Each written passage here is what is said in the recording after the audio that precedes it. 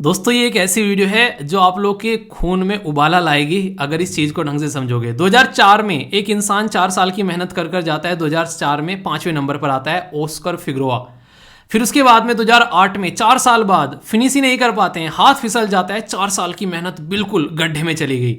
सोच रहे हो आप लोग यहाँ पर, जब आप लोग एक एक साल एक एक दिन के लिए रोते हो और यहाँ पर देखो 4 साल गड्ढे में गई। 2012 में फिर 4 साल बाद, 4 साल पेशेंस रखना आसान काम नहीं है, बंदे ने सिल्वर मेडल जीता। यानी कि 2000 लगभग एक से भी अगर तैयारी की होगी तो 2012 में जाके 12 साल बाद इंसान को जो है सिल्वर मेडल मिलता है। फिर बारी आती है 2016 की, यानी कि 16 साल बाद बंदा जो है गोल्ड लेकर आता है। इसको कहते हैं जिद। जिस किसी इंसान में ऐसी जिद होगी ना यार, उस इंसान के सामने ना ऊपर वाला भी बोलेगा एक तरीके से गर्दन झुका कर कि जहाँ पना तुसी ग्रेट हो, तोहफों कबूल करो। तो ये वाली बात आप लोग यहाँ पर समझ सकते हैं। तो ये वीडियो आप लोगों को क्या सिखाती है, खून गर्म हुआ कि नहीं बताना जरूर।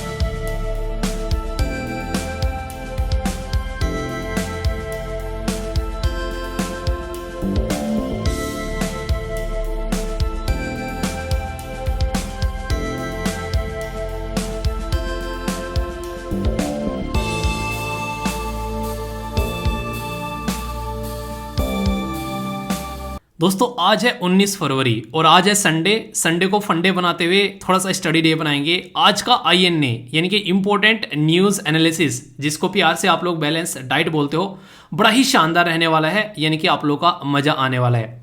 सबसे पहले एक बात मैं बोलूँगा कि आज है संडे।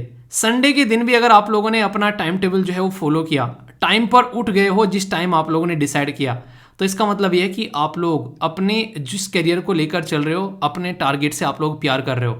क्योंकि इंसान जो है ये सोचता है कि यार संडे में तो कम से कम थोड़ा सा सो ले, पर लेकिन वो इंसान रुक नहीं रहा है, वो संडे में भी उठकर खड़ा हो गया है।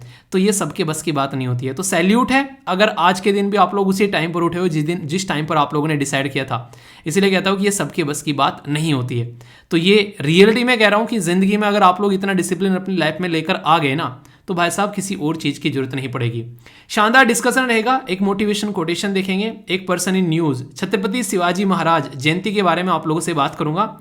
इसी के साथ में एक न्यूज रहेगी उत्तराखंड की, जो कि एंटी चीटिंग लॉ से रिलेटेड है। मतलब मेरी मन पसंदीदा न्यूज है, काफी दिनों से डिस्कस करने के बारे में सोच रहा था, टाइम नहीं मिला।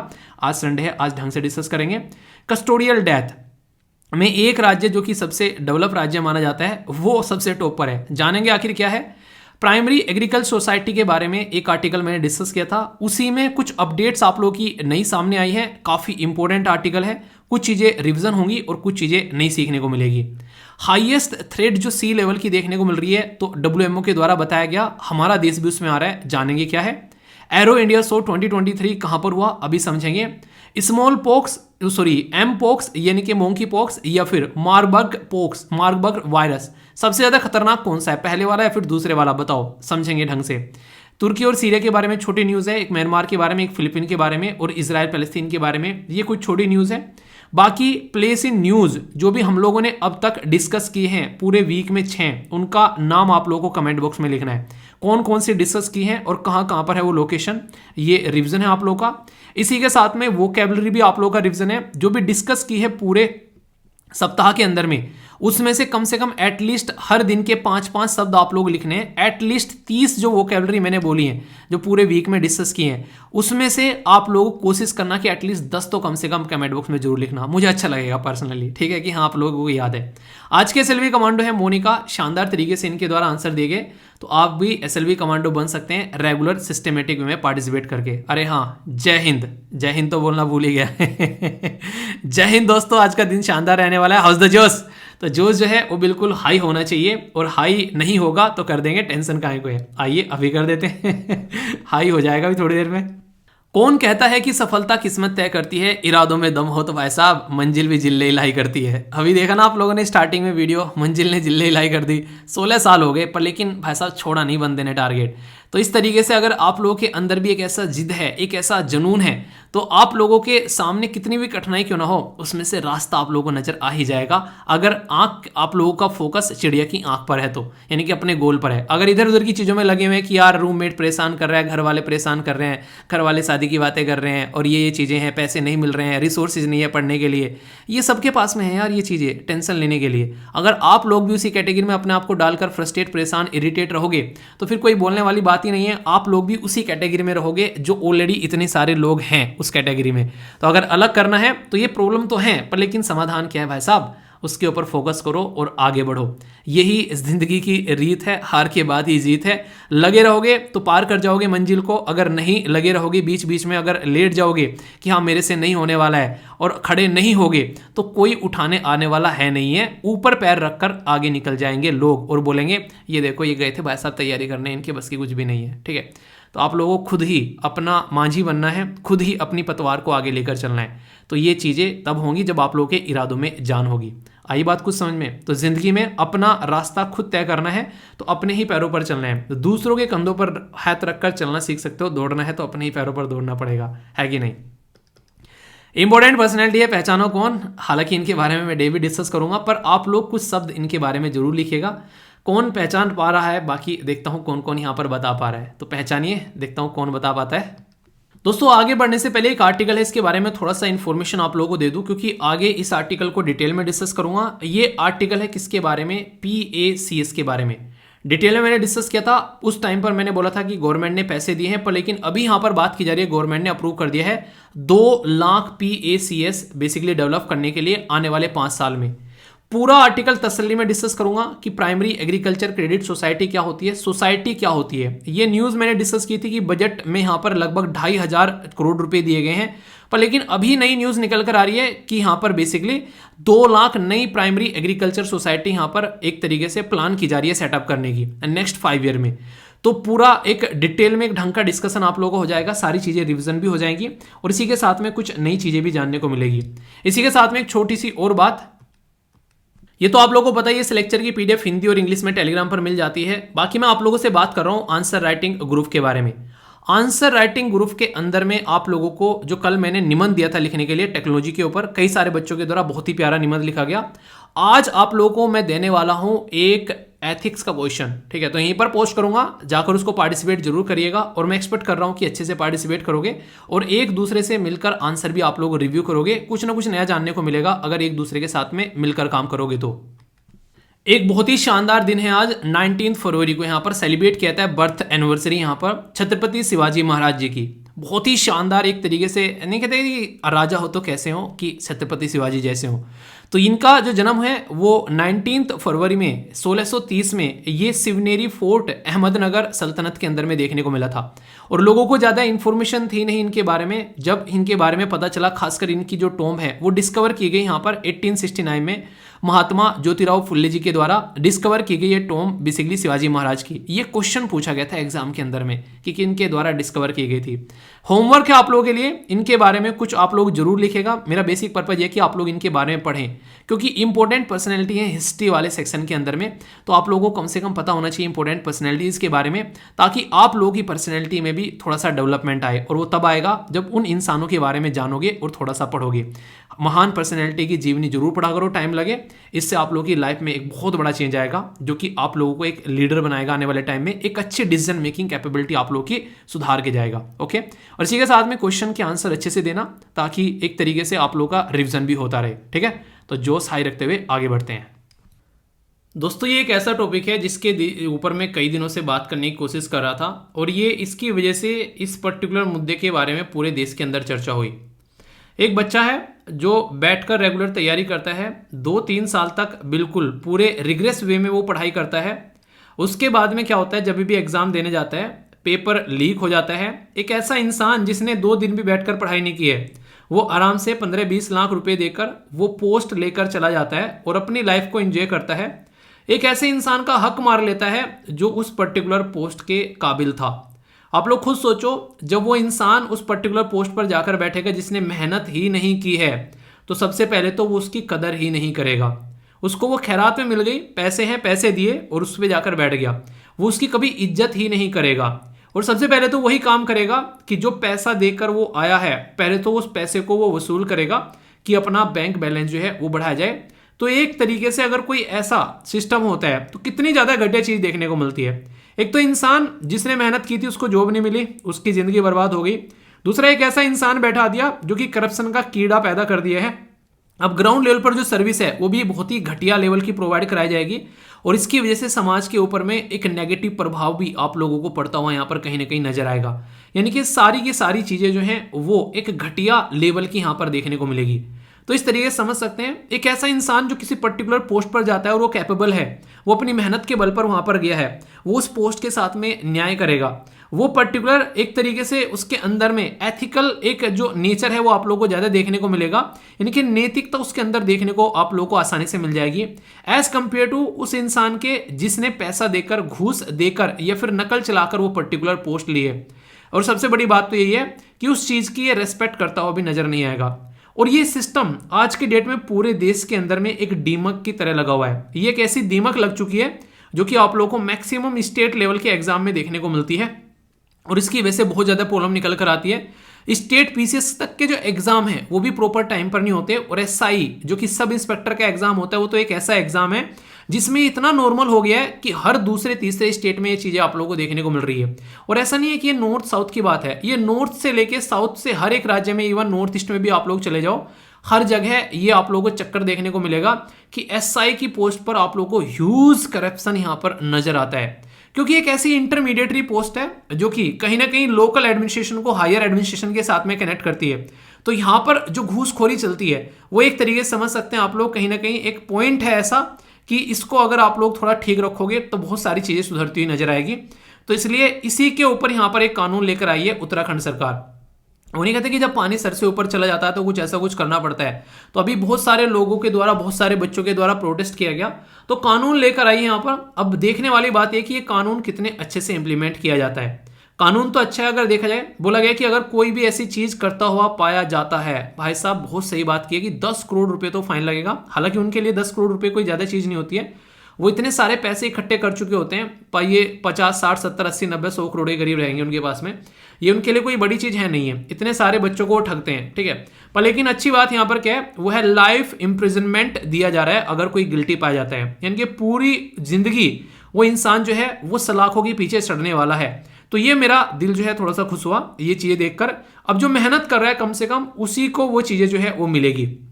पर लेकिन सबसे बड़ी बात पता है क्या यहाँ पर, सबसे बड़ी बात यहाँ पर ये कि जो ये धंधा कर रहे होते हैं उसमें कहीं ना कहीं बैक एंड में आप लोगों को बहुत सारी ऐसी चीजें हैं जो कि एडमिनिस्ट्रेशन के ही लोग आप लोगों को यहाँ पर नजर आते हैं। तो ये सबसे बड़ी चीज देखने को मिलती है। तो एक तरीके से ये ऐसा एरिया होता है जिसके ऊपर काम करना जरूरी है, क्योंकि अगर किसी की नकल जा रही है तो कोई ना कोई एडमिनिस्ट्रेशन में बैठा होगा ना, वो वहां पर नकल चला रहा है, कॉपियां चेंज करवा रहा है, किसी की नकल चल रही है, तो वो चीजें सबसे पहले यहां पर देखने मिलेगी। एक सबसे अच्छी चीज जो मुझे लगी यहां पर बोला गया कि कुर्की की जाएगी उस इंसान की, जो भी उसकी प्रॉपर्टी होगी वो सारी की सारी जब्त की जाएगी। यानी कि जो भी माल पानी उसने कमाया है वो माल पानी भी उसका जाएगा। सोचते हैं ना कई बार कि चलो ठीक है 100 करोड़ रुपए कमा लिए, अब मैं जेल में चला गया, चलो 5, 7, 10, 15 साल जेल में रह रहा तो क्या होगा, आने वाली पीढ़ियां सुधर जाएंगी, इतना कमा दिया उनके लिए। तो वो क्या, वो पीढ़ियां भी जो है वो सड़ती हुई नजर आएंगी। ऐसी बातें हैं यहाँ पर। तो इसके चलते यहाँ पर काफी इंपॉर्टेंट है यहाँ पर कि देखो एग्जाम में कोई भी अगर पेपर लीक करता पाया जाता है, कोई ऐसी इरेगुलरिटीज देखने को मिलती है, उसको रोकने की कोशिश यहाँ पर की जा रही है। यहाँ पर एक तरीके से उसके ऊपर बैन भी लगाया जाएगा, शायद 8 या 10 साल का बैन लगाया जाएगा उस इंसान के ऊपर में कि वो आगे कोई भी पेपर नहीं दे पाएगा। ये बातें हैं यहाँ पर। इसके अंदर में यहाँ पर कवर किया जाएगा पब्लिक एग्जामिनेशन रिक्रूटमेंट पोस्ट के लिए, स्टेट गवर्नमेंट के लिए जो भी ऑटोनोमस बॉडीज हैं स्टेट गवर्नमेंट के द्वारा, ऑथोरिटी जो है कॉर्पोरेशन इंस्टीट्यूशन जो ऑपरेट किए जाते हैं स्टेट गवर्नमेंट के द्वारा, तो उनमें ये इंप्लीमेंट होता हुआ नजर आएगा। ऑफेंस जो है कॉग्निजेबल है, कोई बेल नहीं रहेगी और कोई भी यहाँ पर कोई नॉन कंपाउंडेबल भी आप लोगों को यहाँ पर ये देखने को मिलेगा। मतलब कहने का सीधा सीधा यहाँ पर यह है कि अपराध जो है वो एक तरीका संज्ञेय अपराध है, गैर जमानती है, और यहाँ पर गैर सम्मानीय अपराध आप लोगों को यहाँ पर ये देखने को मिलेगा। कोई भी ऐसी इरेगुलेटरीज करता हुआ अगर कोई पाया जाता है तो ठीक है। तो ट्रांसपेरेंसी बनाने की कोशिश यहाँ पर की जा रही है।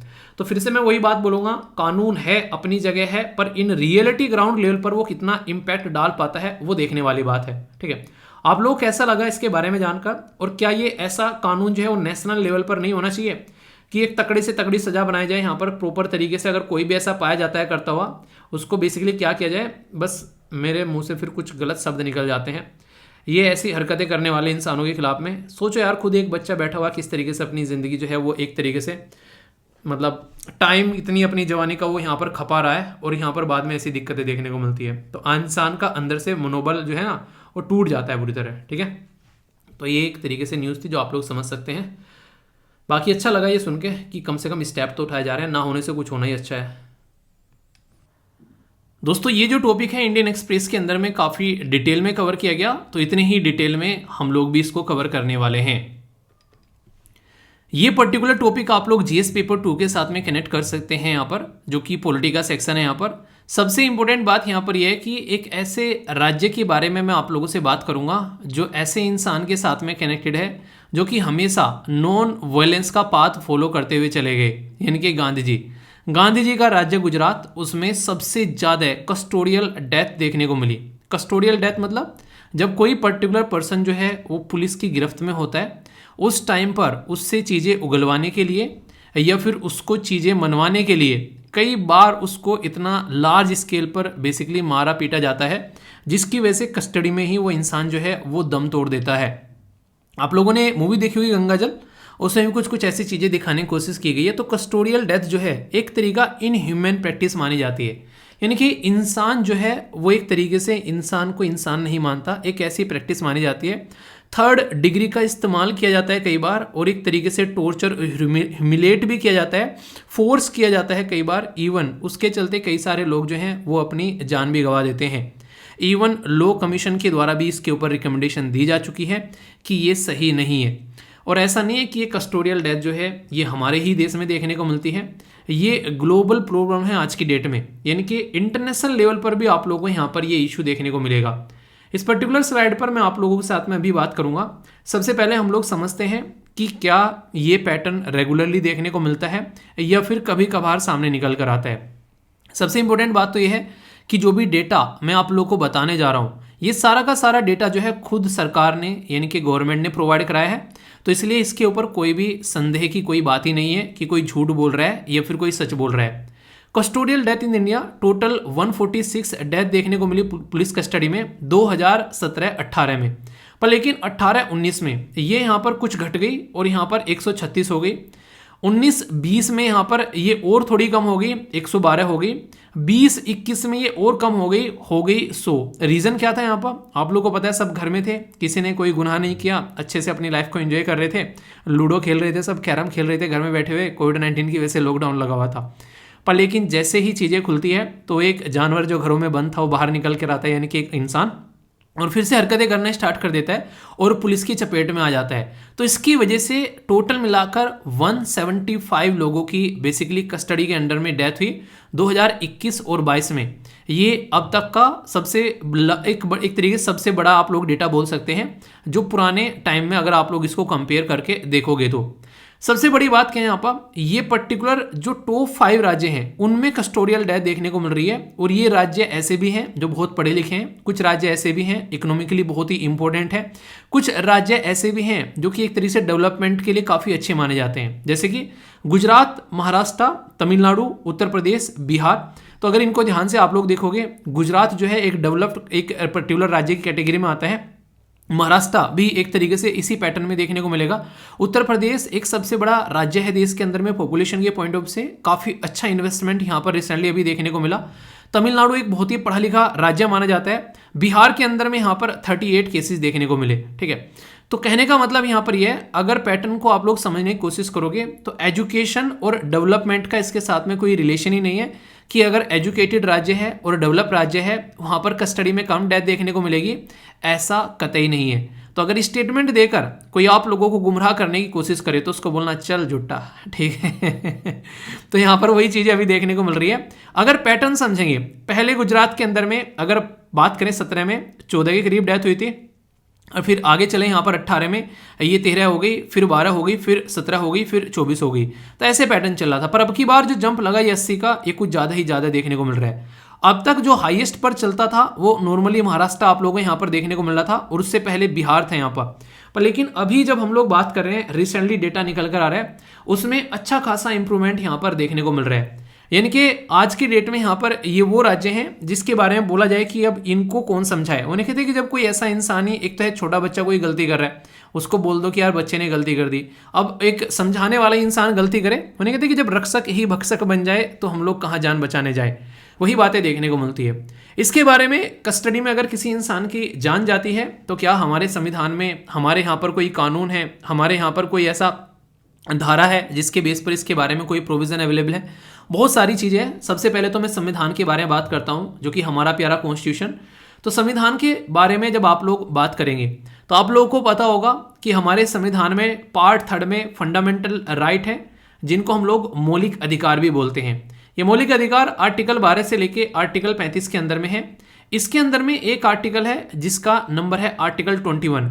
आर्टिकल 21 बात करता है राइट टू लाइफ और पर्सनल लिबर्टी के बारे में।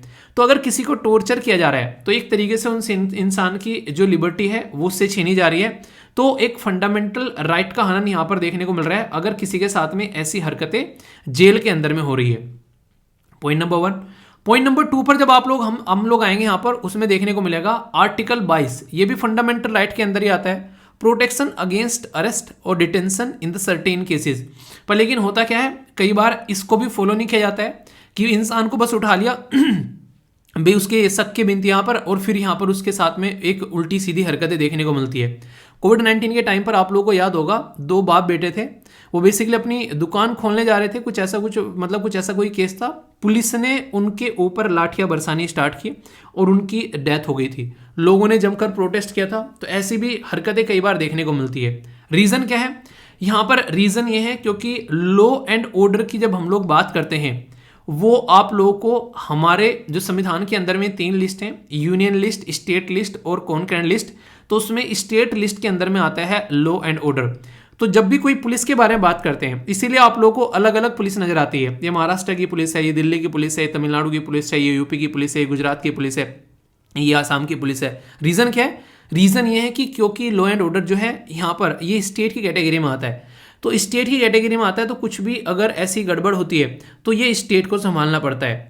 सेंट्रल गवर्नमेंट क्या करती है, वो तो एडवाइजरी इशू करती रहती है कि यार देखो ऐसा मत करो, ये गलत बात है। नहीं, घर में बड़े बूढ़े बैठे रहते हैं, कहते हैं अरे ऐसा मत कर यार, बदतमीजी क्या कर रहे हैं, तो समझाते रहते हैं। पर फिर भी कई बार हम जैसे लोग क्या करते हैं, हम सोचते हैं यार एक तरीके से ना बोल रहे हैं, बोलने दो, इग्नोर कर देते हैं। तो ये कतई गलत बात होती है। तो protection of the human right जो एक्ट है हमारे देश का 1993, वो ऐसी हरकतें करने से हम लोग को रोकता है कि ऐसी चीज़ें नहीं करनी चाहिए। एडवाइजरी है बिल्कुल इसके अंदर, तो फिर भी हम लोग उसको इंप्लीमेंट नहीं करते हैं। सेम पैटर्न देखने को मिलेगा यहाँ पर। अगर बात करूँ आप लोगों से सेक्शन 41 CRPC, इसको अमेंड किया गया 2009 में। और इस पर्टिकुलर जब चीज को अमेंड किया गया तो उस टाइम पर बोला गया कि इंट्रोगेशन अगर करनी है तो रीजनेबल ग्राउंड होना चाहिए, एक प्रॉपर डॉक्यूमेंटेशन की प्रोसीडिंग होनी चाहिए। यानी कि एक तो ग्राउंड रीजनेबल होना चाहिए, ऐसा नहीं कि मनमानी की किसी को उठा के लिया और फिर आकर उसको पीटना स्टार्ट कर दिया। इसी के साथ में प्रॉपर डॉक्यूमेंटेशन होना चाहिए, जिसको उठाकर लाए, कब उठाकर लाए, क्यों उठाकर लाए, क्या ऐसी गलती की है, उसको अरेस्ट किया गया है। तो यहाँ पर किसी ने किसी ऐसे इंसान को, फैमिली फ्रेंड या कोई भी ऐसे इंसान को उसके बारे में इंफॉर्मेशन यहाँ पर देनी चाहिए, तब जाकर यहाँ पर उस इंसान को लेकर आना है। तो अगर उसके पीछे रीजन है कोई, ऐसा नहीं कि हवाबाजी में बस उठाकर चले आए, हम इस एरिया के सिंघम है, हम जिसको चाहे उसको उठा सकते हैं, नहीं, ऐसा नहीं चलता है। ठीक है। इसी के साथ में सेक्शन 33 और सेक्शन 331 ये आप लोगों को देखने को मिलेगा इंडियन पीनल कोड का हमारे देश के अंदर में।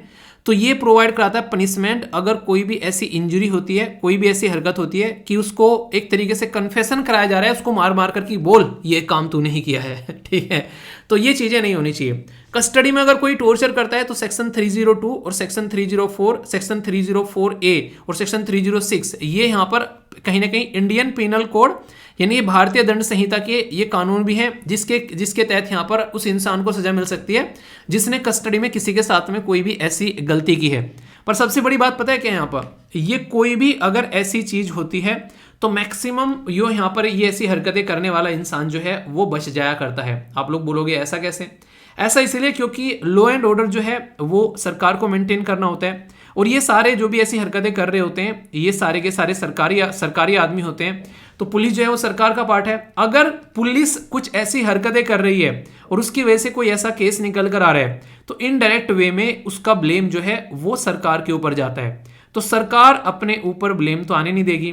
तो इसीलिए बहुत सारे केसेस ऐसे होते हैं या तो ठंडे बस्ते में पड़े रहते हैं या फिर वो केस जो है वो क्लियर ही नहीं हो पाते हैं, और क्लियर भी होते हैं तो मैक्सिमम केसेस में जो है यहाँ पर लोग जो है वो बरी हो जाते हैं। ठीक है, मैं ये नहीं बोल रहा हूँ कि हर बार जो है यहाँ पर जो पुलिस वाले या फिर जो भी है वो गलत ही रहते हैं, क्योंकि देखो उनको भी थोड़ी बहुत पावर होनी चाहिए, पर लेकिन इतनी नहीं कि फिर उसके साथ में उसको एक तरीके से पावर पर लिमिटेशन भी होनी चाहिए। मैंने कहते हैं कि the great power comes with great responsibility. अगर आप लोगों को एक दायित्व दिया गया है तो आप लोगों की दायित्व के साथ साथ में एक रेस्पॉन्सिबिलिटी भी तो है यार। एक तरीके से एक दायित्व दिया गया उसके साथ में एक ड्यूटी भी तो है, आप लोगों की ड्यूटी के साथ में एक रेस्पॉन्सिबिलिटी भी तो है कि हाँ इसको ऐसे फॉलो आप लोगों को करना है। तो ये सबसे बड़ी प्रॉब्लम यहाँ पर देखने को मिलती है, और ये ऐसा नहीं हमारे ही देश में देखने को मिल रहा है। जैसे आप लोग देखो 141 जिसे मैंने अभी बात नंबर ऑफ द जो कंट्रीज हैं आज की डेट में, वो एक तरीके से यहाँ पर टॉर्चर या इलीगल कुछ भी ऐसा होता है तो यहाँ पर आप लोगों को देखने को मिलता है 141 कंट्री में ऐसी हरकतें आप लोगों को देखने को मिलती है। तो ये ग्लोबल प्रॉब्लम है। किसी भी देश में अगर पकड़े गए, आप लोगों ने सुना होगा कि यूएसए में अगर कोई ऐसी हरकतें करता हुआ पाया जाता है, एक मूवी आई थी जॉन अब्राहम की, वो उसी पर्टिकुलर मुद्दे पर बनाई गई थी कि एक इंसान को पकड़ लेते हैं, उसको बेसिकली इतनी बुरी तरह टॉर्चर किया जाता है, इतनी बुरी तरह कि उसके मुंह पर कपड़ा बांधकर उसके ऊपर टॉयलेट तक की जाती है। ऐसी ऐसी इनह्यूमन प्रैक्टिस तक यहाँ पर देखने को मिलती है। तो इसीलिए यहाँ पर 1984 में 155 देश ऐसे थे जिन्होंने यूएन कन्वेंशन अगेंस्ट टॉर्चर ये अडेप्ट किया कि भाई साहब ये टॉर्चर जैसी चीजें नहीं होनी चाहिए यहाँ पर। और एमनेस्टी इंटरनेशनल के द्वारा यहाँ पर पाया भी गया कि 79 कंट्री ऐसी हैं जो कि अडेप्ट कर चुके हैं ये कन्वेंशन, पर फिर भी टॉर्चर चल रहा है। यानी बिल्कुल ऐसी है कि ठीक है कोई बात नहीं है, आपने कहा है ये काम कर लेते हैं, पर लेकिन जैसे ही मुंह फेरा फिर से वही काम हरकतें करना स्टार्ट कर दी। है नहीं, पापा ने कहा कि मम्मी ने कहा कि बेटा बैठ के पढ़ लो, हाँ पढ़ रहे हैं, बस फोन साइड में रख रहे हैं, आप जाओ बस अभी कर रहे हैं। तुरंत जैसे ही गए फिर से फोन उठाया और फिर से अपना टक टक टक अपना लग गए, या तो अपना वो जो शॉर्ट्स वगैरह वीडियो वगैरह देखने लग गए, कोई इंस्टाग्राम पे रील देखने लग गए, या फिर कोई गेम खेलने लग गए। तो ये बिल्कुल गलत है। 40 मेंबर ऐसे हैं यूनाइटेड नेशन के जो कि साइन नहीं किए हैं एक तरीके से अब तक, बस हाँ ठीक है हाँ करेंगे करेंगे बस ऐसे करके साइड में हो जाते हैं। ग्लोबल लेवल पर जब सर्वे किया गया, ऐसा है कि बहुत सारे लोग जो हैं इस पर्टिकुलर चीज का शिकार होते हुए पाए। ग्लोबल लेवल पर सर्वे किया गया, तो बोला गया कि 21,000 लोग 21 देश के अंदर में यहाँ पर across the continent amnesty international के द्वारा जो रिपोर्ट तैयार की गई तो वो यहाँ पर टॉर्चर का शिकार होते हुए नजर आए। 44% जो थे रिस्क टॉर्चर का था, एक तरीके से इल ट्रीटमेंट उनको दिया जा रहा है, गलत तरीके से कस्टडी में उनको रखा जा रहा है। 82% ऐसे थे जो कि यहाँ पर should be clear laws against the torture, फिर भी यहाँ पर टॉर्चर किया जा रहा है। और 36% ऐसे थे स्टिल दो the torture could be justified in the certain, एक तरीके से सर्कमस्टेंसेस ये जस्टिफाई करते हैं कि हाँ जरूरी है टॉर्चर करना, इसके बिना काम नहीं चलता है। तो यानी कि जब एनालिसिस करते हैं तो आप लोगों को ये देखने को मिलेगा कि ये ओनली हमारे देश की प्रॉब्लम नहीं है, कि ये ऑल ओवर वर्ल्ड की प्रॉब्लम है। तो इसके ऊपर सॉल्यूशन कुछ ना कुछ निकलना चाहिए, इसके ऊपर कुछ ना कुछ ऐसी चीजें होनी चाहिए कि अगर कोई देश ऐसा करता है तो फिर यहाँ पर उसके ऊपर कुछ ना कुछ प्रतिबंध लगने चाहिए। आप लोगों को इंटरेस्टिंग चीज बताता हूँ, कई सारे हमारे देश के ऐसे लोग हैं जो कि हमारे देश में से पैसा चोरी कर कर भाग जाते हैं दूसरे देश में, और जब उनको बात करते हैं कि अपने देश में लेकर आना है तो यहाँ पर वो कई बार उस देश में जिस देश में भाग कर गए हैं वहां के कानून को जाकर ये बोलते हैं कि उस देश में यानी कि इंडिया में हमको मत भेजना, क्योंकि इंडिया में इंसानों को इंसान नहीं माना जाता है, बहुत ही बुरी तरह टॉर्चर किया जाता है। यही रीजन है बहुत सारे देश जो हैं आज भी, हमारे देश से अगर कोई इंसान भाग जाता है तो उसको वापस लाना जो है वो लोहे के चने चबाने वाली बात है, जबकि हमारी ट्रीटी भी है। रीजन क्या है? रीजन है यहाँ पर ये हरकतें कि एक तरीके से इनह्यूमन प्रैक्टिस फॉलो की जाती है। जेल के अंदर में टॉर्चर किया जाता है, वहां पर एक इंसान की जहां जेल है वहां पर 10 आदमी की जगह 100 आदमी भर रखे हैं। तो ऐसी ऐसी बातें बोलकर वो अपना पीछा छुड़ा लेते हैं कि हमको वहां पर नहीं भेजना। और जो ऐसे देश हैं वो ह्यूमन राइट को लेकर बड़ा झंडा लेकर चलते हैं, तो इसलिए वो अक्सर यहाँ पर इन चीजों को एक्सेप्ट भी कर लेते हैं कि हाँ नहीं भेजेंगे वहां पर। और ये रीजन देखने को मिलता है कि हमारे देश का जो भगोड़ा वो वहां पर मजे ले रहा होता है। ये तो मैंने बता दी दुनियादारी। इससे रिलेटेड क्या कोई हमारे सुप्रीम कोर्ट की गाइडलाइन भी है? सुप्रीम कोर्ट का कोई केस है, सुप्रीम कोर्ट का कोई डिसीजन है इस पर्टिकुलर मुद्दे के ऊपर? जी हाँ, एक नहीं चार चार हैं, ठीक है। यानी कि सबने बोल लिया, पर लेकिन करने वाले तो हैं करते। मेरे हस्बैंड मुझसे प्यार नहीं करते तो वही वाली बातें चल रही हैं, बोल बोल कर वो निकल गए। पर यहाँ पर चीजें ऐसी की ऐसी हैं। इंद्रजीत जो यहाँ पर एक पर्टिकुलर केस था, Indrajit versus state of Uttar Pradesh का केस 2014 का। इसमें खुद बोला गया कि कोई भी एलिमेंट अगर टॉर्चर का पाया जाता है, यहाँ पर पनिशमेंट ऐसा कुछ दिया जाता है, तो ये अनकॉन्स्टिट्यूशनल, असंवैधानिक है, ये सही नहीं है। खुद 2014 में सुप्रीम कोर्ट ने बोला, ताजा ताजा, अभी ज्यादा पुराने नहीं हुआ है। नेक्स्ट यहाँ पर बात की जा रही है दूसरा केस, यह है परम शंकर शुक्ला वर्सेस दिल्ली एडमिनिस्ट्रेशन का केस है 1980 का। इसमें भी बोला गया कि यहाँ पर कोई भी इवन एक तरीके से हैंड कफिंग, यानी कि अगर किसी को आप लोग कोई दोषी पाया जाता है, उसको अगर हैंडकफ लगा के चलते हैं आप लोग, वो गलत है। किसी को आप लोग हैंडकफ यानी कि जो नहीं होते हथकड़ियां पहनाकर आप लोग नहीं ले जा सकते। तो यहां तक भी आप लोग कंडीशन देख सकते हैं, ये भी एक गलत तरीके से माना जाता है कि इंसान जो है उसको इंसानों की तरीके से ट्रीट करना है, ये भी यहां पर बातें बोली गई है। इसी के साथ में यहां पर एक केस है 1981 का, यह है बेसिकली फ्रांसिस कोहली मुलिन वर्सेस, यह है एडमिनिस्ट्रेटर यूनियन जो है 1981 का। इसमें खुद बोला गया सुप्रीम कोर्ट के द्वारा कि आर्टिकल 21 जो है वो right to protection against torture भी इंक्लूड करता है, यानी कि टॉर्चर नहीं करना है। आर्टिकल 21 खुद ये अपने अंदर में इसको भी निहित करता है। खुद सुप्रीम कोर्ट ने यहां पर 1981 में इस केस के थ्रू यहां पर ये बात बोली है। अगर इसकी भी नहीं मान रहे हो तो एक केस है यहां पर K Basu versus state of West Bengal का 1997 का। उसमें फिर से यहां पर गाइडलाइन निकल कर आई कि यहां पर सिक्योर करना है राइट, एक तो राइट टू लाइफ और दूसरा राइट टू नो। तो इसके तहत भी बोला गया किसी भी इंसान को उठाकर ले गए और उसको टॉर्चर कर रहे हो, ये अधिकार आप लोगों को नहीं दिया गया है। ये सारे के सारे कानून ऑलरेडी हैं, पर लेकिन माने तो माने कौन। सबसे बड़ी बात यह है, इशू क्या निकल कर आते हैं यहाँ पर अगर बात करें कि हाँ भाई साहब ये दिक्कतें देखने को मिल रही हैं, तो इसके बारे में भी आप लोग समझ सकते हैं। इशू विद कस्टोडियल डेथ, एक तो ह्यूमन राइट का ही हनन हो रहा है, दूसरा कानून के हिसाब से कुछ भी नहीं चल रहा है। लोगों का ट्रस्ट यहाँ पर खत्म होता जा रहा है इस चीज में कि हाँ भाई साहब पुलिस है तो पुलिस वाला गुंडे वाली इमेज होती जा रही है यहाँ पर। इसी के साथ में इंपैक्ट करता है खासकर उन लोगों पर जो कि गरीब तबका है सोसाइटी का, और खासकर जो काफी ज्यादा एक तरीके से कमजोर तबका है सोसाइटी का। यानी कि जो अमीर होता है वो तो जेल में जाता भी नहीं है, बाहर से बाहर ही बेल हो जाती है और अपनी जिंदगी अच्छे से एंजॉय कर रहा होता है। ठीक है, कहीं ना कहीं डेमोक्रेटिक जो कल्चर है उसका इंपैक्ट देखने को मिलता है। आप लोगों ने कई सारी मूवीज देखी होगी कि सामने वाले इंसान को फंसा दिया जाता है किसी ऐसे केसेस में, ताकि एक सही साहूकार इंसान जो है वो बच के निकल जाए। पुलिस की इमेज जो है वो यहाँ पर काफी ज्यादा खराब होती हुई नजर आती है, यानी कि घटिया इमेज बनती है पुलिस की अगर कोई ऐसा केस निकल कर आता है। और जब ऐसा केस निकल कर आता है तो जुडिशरी के ऊपर बर्डन पड़ता है और ज्यादा, यानी कि जुडिशरी के ऊपर ऑलरेडी यहाँ पर केस चल रहा है, अब उन लोगों के खिलाफ केस चल गया जो कि सरकार है, एक तरीके सरकार के खिलाफ केस चल गया यहाँ पर। तो एक्स्ट्रा चीज यहाँ पर देखने को मिल रही है। एब्सेंस ऑफ स्ट्रॉन्ग लेजिस्लेशन, कोई ऐसा कानून ही नहीं है, अगर कुछ ऐसा हो रहा है तो ढंग से चीजों को यहाँ पर देखा जा सके, और इंटरनेशनल कानून तो कोई मानने के लिए तैयार ही नहीं है। तो ये सारे इश्यूज आप लोगों को यहाँ पर देखने को मिल रहे हैं अगर कस्टोडियल डेथ के बारे में आप लोग बात करते हैं। तो यहां से आप लोग अंदाजा लगा सकते हैं कि ऐसा नहीं है कि कानून नहीं है, ऐसा नहीं है कि सुप्रीम कोर्ट ने नहीं बोला, ऐसा नहीं है कि लोग जानते नहीं है, ऐसा नहीं है कि सबको इसके बारे में इंफॉर्मेशन नहीं है।